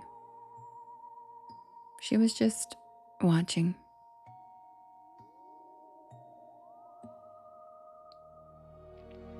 I asked if she needed help. Still nothing, not even a blink. I took a cautious step forward, and that's when I saw it. Her reflection in the window behind her. It didn't match. The woman sitting in the chair wasn't moving, but her reflection was. Thank you, Brooke. Thank you, Justin. Thanks, Nudie. It was standing closer, leaning forward just slightly as if peering at me through the glass. I stepped back and I tripped. By the time I scrambled up from the floor, the chair was empty. I bolted down the stairs, my heart racing. I tried the phone at the desk. It was a dead line.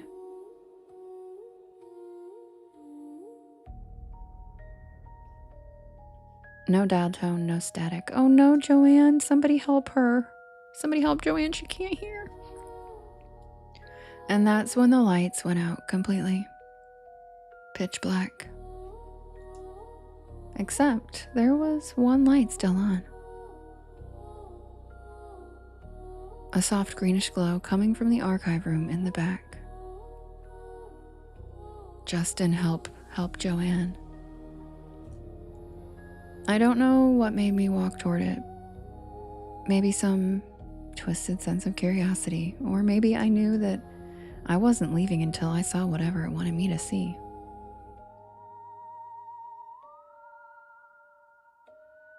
The light was coming from the catalog ledger. It was open, but I hadn't left it that way. I stepped closer. The pages were turning on their own.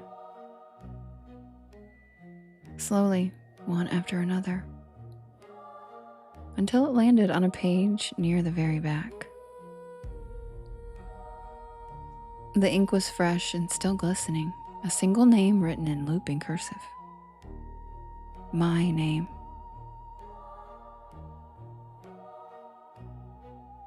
I stared at it. The date next to it? Not today's, but tomorrow's. And beneath it, in smaller handwriting, the word returned. I slammed the book shut. When I looked up, the lights were back on and everything seemed normal, except the front door.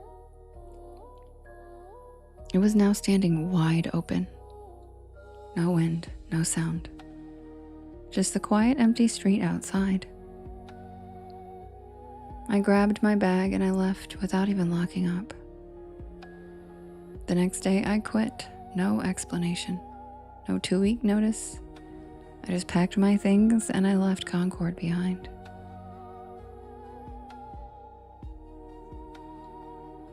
But I couldn't stop thinking about it.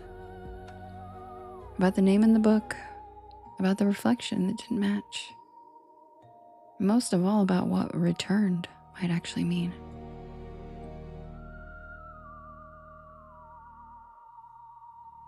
Months later, I looked the library up online. There was nothing. No photos, no recent activity, no staff listing. It was like the place never even existed.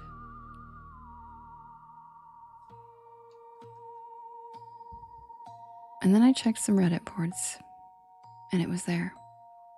A thread about a haunted library in a small town that no one could quite locate. People claiming to have visited once, only to find it vanished the next time they tried. A few even shared drawings of the librarian they remembered seeing there. She had gray hair, black shawl, and just a blur where the features should have been. One of the posts, someone said they tried to take a book home, but the ledger wouldn't let them leave.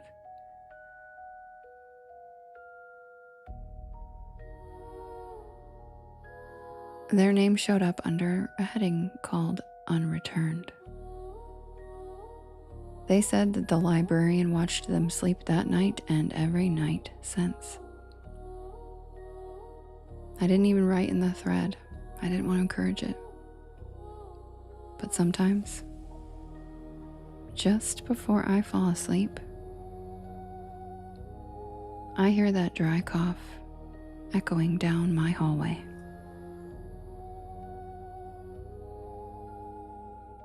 And that's the tale of the librarian.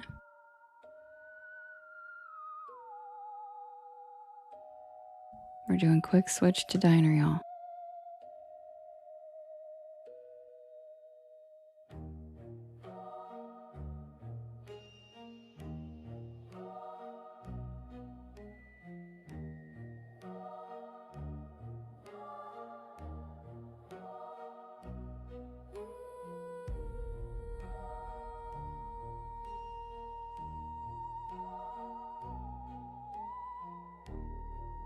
Thank you, guys.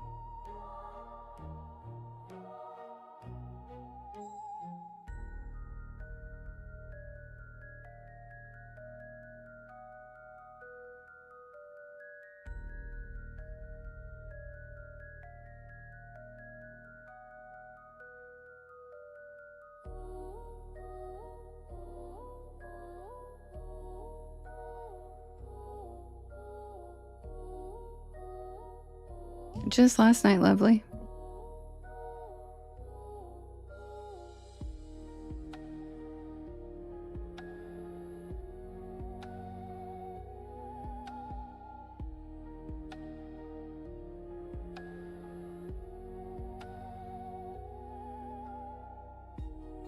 Thank you so much, Kendi. That's so cute.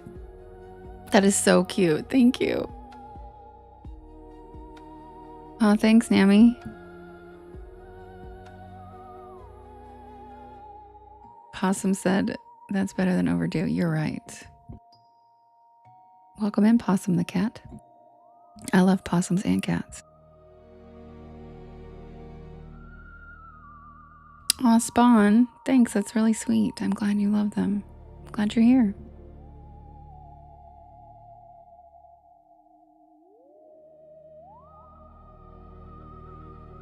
Chris, thank you so much for helping me with my gift gallery. How you doing, cutie?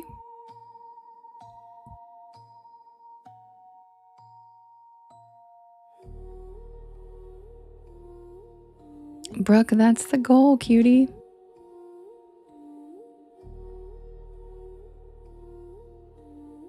Me too, Heather. I'm so glad you found your way to the porch. Oh no, Chris, why? What's wrong? Message me if you want.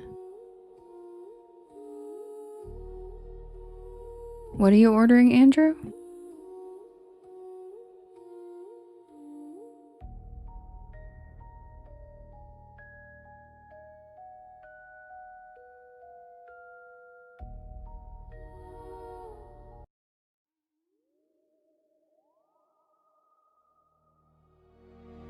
Oh no, Chris, I love you.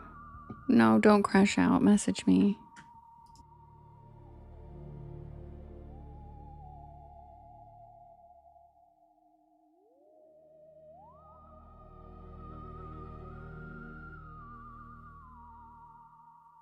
Submitted for the approval of the Porch Pal Society. This is the tale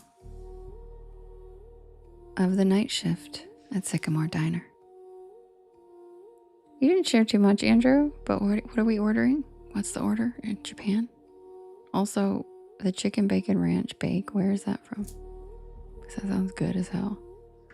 Oh, that's what you're talking about? Yeah, that sounds so good. Yes, Chris, did you hear that? Crashing out as expected.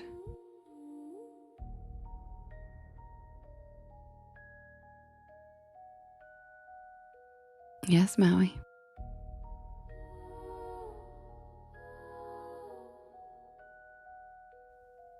I'm not usually the kind of person who pulls over on back roads at night. Not unless I absolutely have to. But that night,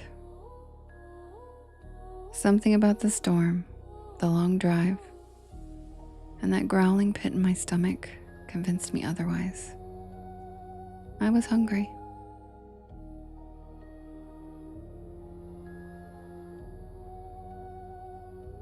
It was late October. I was headed back to campus after a weekend visit with my friends in North Carolina. I had a midterm on Monday, and my plan had been to drive straight through 5 hours, no stops. But then came the rain. Good night, Jade, love you. One of those cold, slanted, whispery rains that creeps into your bones and makes the windshield wipers sound like a heartbeat. I had taken the wrong exit trying to bypass traffic, and I ended up on a 2-lane back road, surrounded by nothing but pine trees and power lines. And that's when I saw the neon sign. SYCAMRE Diner. The O in Sycamore was flickering like it hadn't worked right in years. But the rest was lit up in a cherry red neon. A tiny beacon in the middle of nowhere. I figured I'd grab a quick bite, maybe some coffee, check my map, and get back on the highway. But I should have just kept driving. I should have known something was off the second I stepped inside. The bell over the door jingled, but not like a normal bell. It made the sharp, metallic ping that echoed longer than it should have.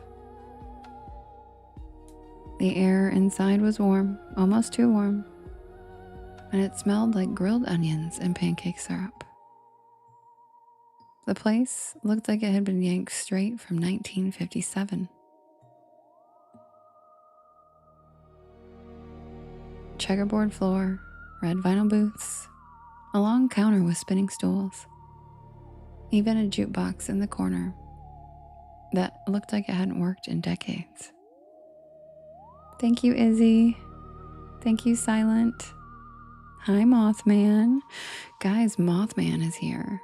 Welcome in, Mothman. And the people, they all stopped and looked at me the second I walked in. Not in a rude way, just quiet. Like they weren't expecting me. Like I'd walked into the middle of a sentence that no one wanted to finish. A waitress, tall, with a beehive hairdo and a light blue uniform, smiled and waved me over. "You get caught in the rain, sweetheart," she said, handing me a laminated menu. I nodded, still trying to shake off that weird feeling. Yeah, the highway's a mess. She chuckled and patted my shoulder.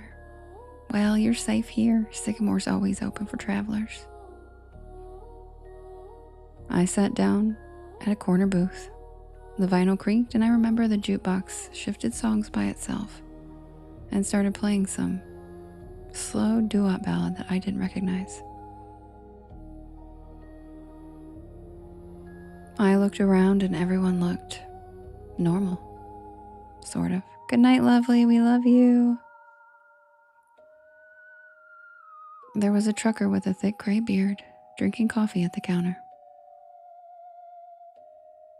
and a young couple whispering to each other in a booth by the jukebox, and an older woman stirring tea like she was lost in thought. But they all had the same look in their eyes, like they were there, but also somewhere else. Like they were watching me out of the corner of their eyes, even when they were looking down. The waitress came back with coffee, strong, hot, and surprisingly good. And I ordered a grilled cheese with fries. Simple, safe. She wrote it down with one of those clicky pens and said, "Don't worry, it's on the house tonight."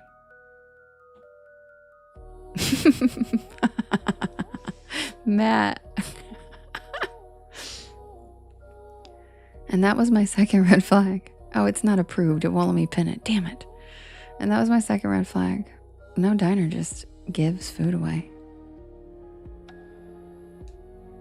While I waited, I took out my phone to check the map.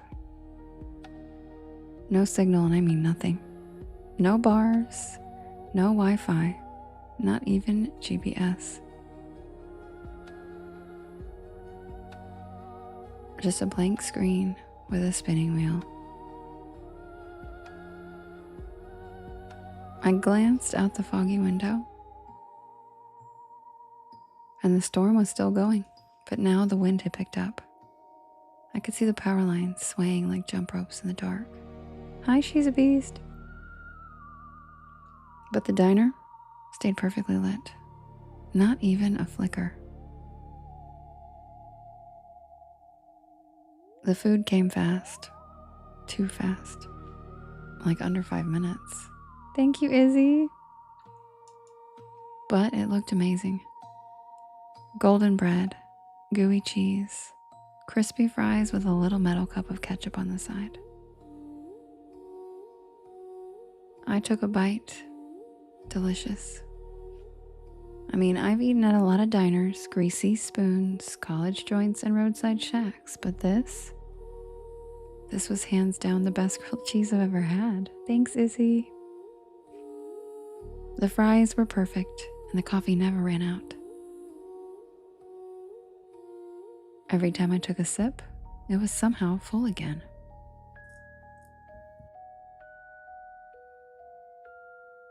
I was halfway through the sandwich when the trucker got up to leave. He walked right past my table, nodded once, and whispered, "Don't stay past midnight." That's all he said.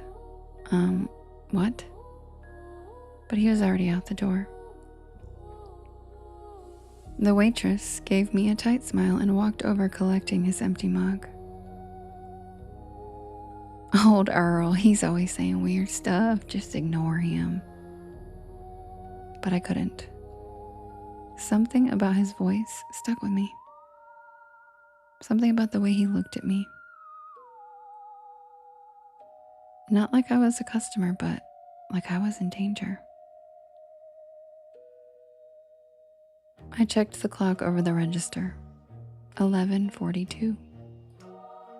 I figured I had just enough time to finish my fries, grab the check, and head out. I still had at least 3 hours left on the road. But when I stood up, the lights flickered, just once, and then again. And then, everything in the diner stopped moving. The couple by the jukebox froze mid-sentence. The woman with the tea stopped stirring, her spoon hanging in midair. The waitress, her hand reached out for a mug, just stopped, like someone hit pause on the entire scene. Thank you, Silent. I took a step back.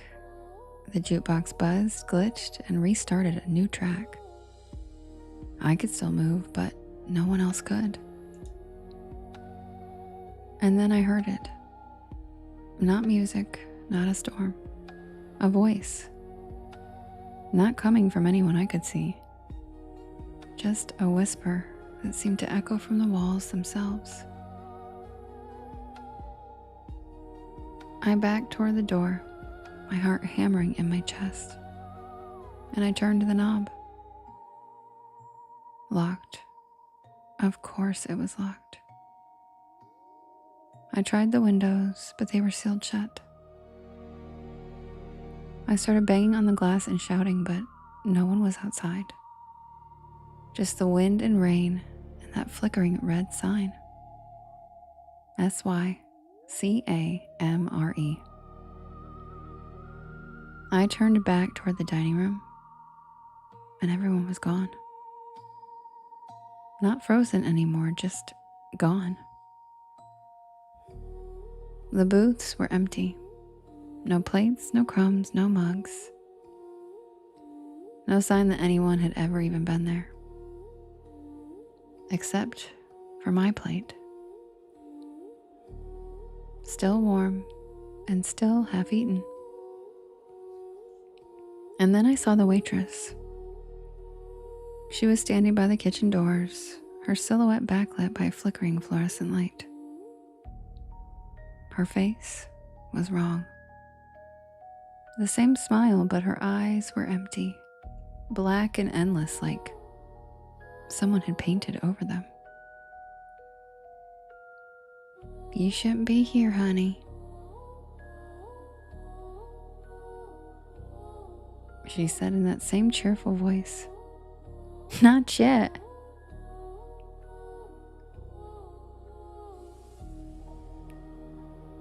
I stumbled back, knocking over a chair. She took one slow step toward me.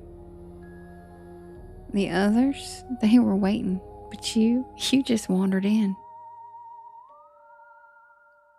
She raised a hand and the walls began to shimmer. Literally shimmer. Like heat waves on asphalt. Good job, guys.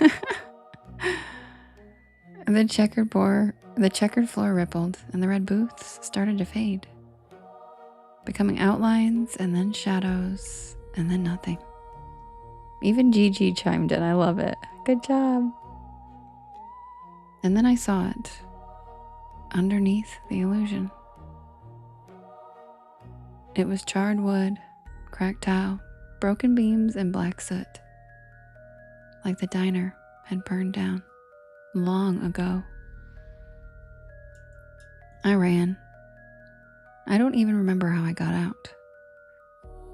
One second I was inside, and the next I was on the side of the road, soaked to the bone and gasping for air. My car was still there, pulled up with the ceiling missing, parked on gravel that didn't even look like a lot anymore. Just weeds and puddles. No neon sign. No glowing windows, just nothing. I drove back to campus that night in silence. No music, no Porch Lore podcast. I kept glancing in the rearview mirror, half expecting to see that red neon flicker back to life.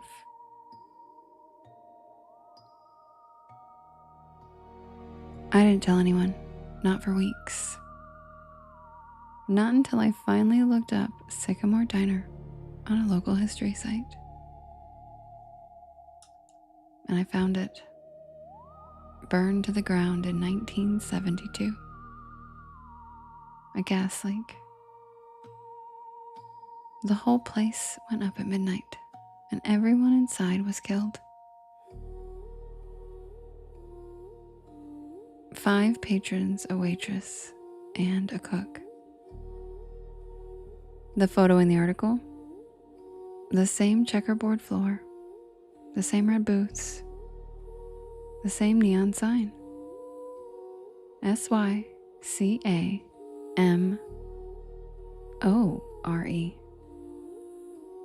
And in the corner of the photo, that same waitress, smiling.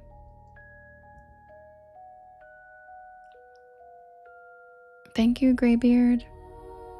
I never took that back road again. I don't even drive at night anymore if I can help it. And every time I see a neon diner sign, something in me flinches just a little. because I know I was there. And I know I wasn't supposed to be. But the part that keeps me up sometimes, the part that really makes my stomach turn, that was the best damn grilled cheese I've ever had. And I didn't even pay for it.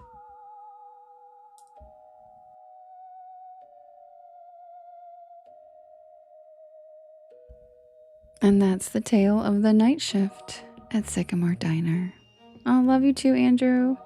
Possum, yeah, they told me that it was free. Remember, she said, it's on the house tonight.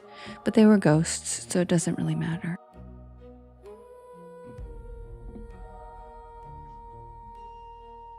Thanks, Silent Signals.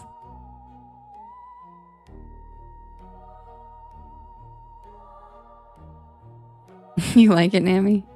It's the best damn grilled cheese. Holy shit. Aw, Joanne, we love you. Someone tell her we love her. We'll see you tomorrow. I'll write it. Hold on.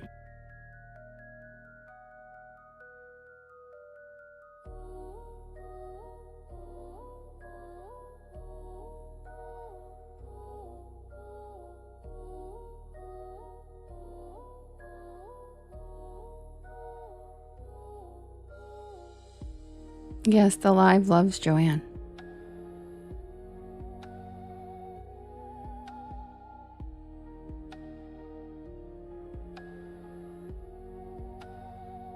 And with that, Porch Pals, aw.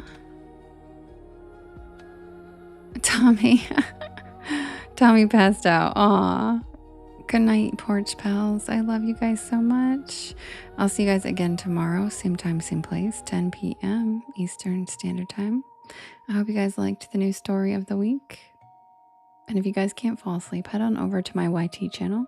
There's a bedtime stories playlist that should help you fall asleep in no time. And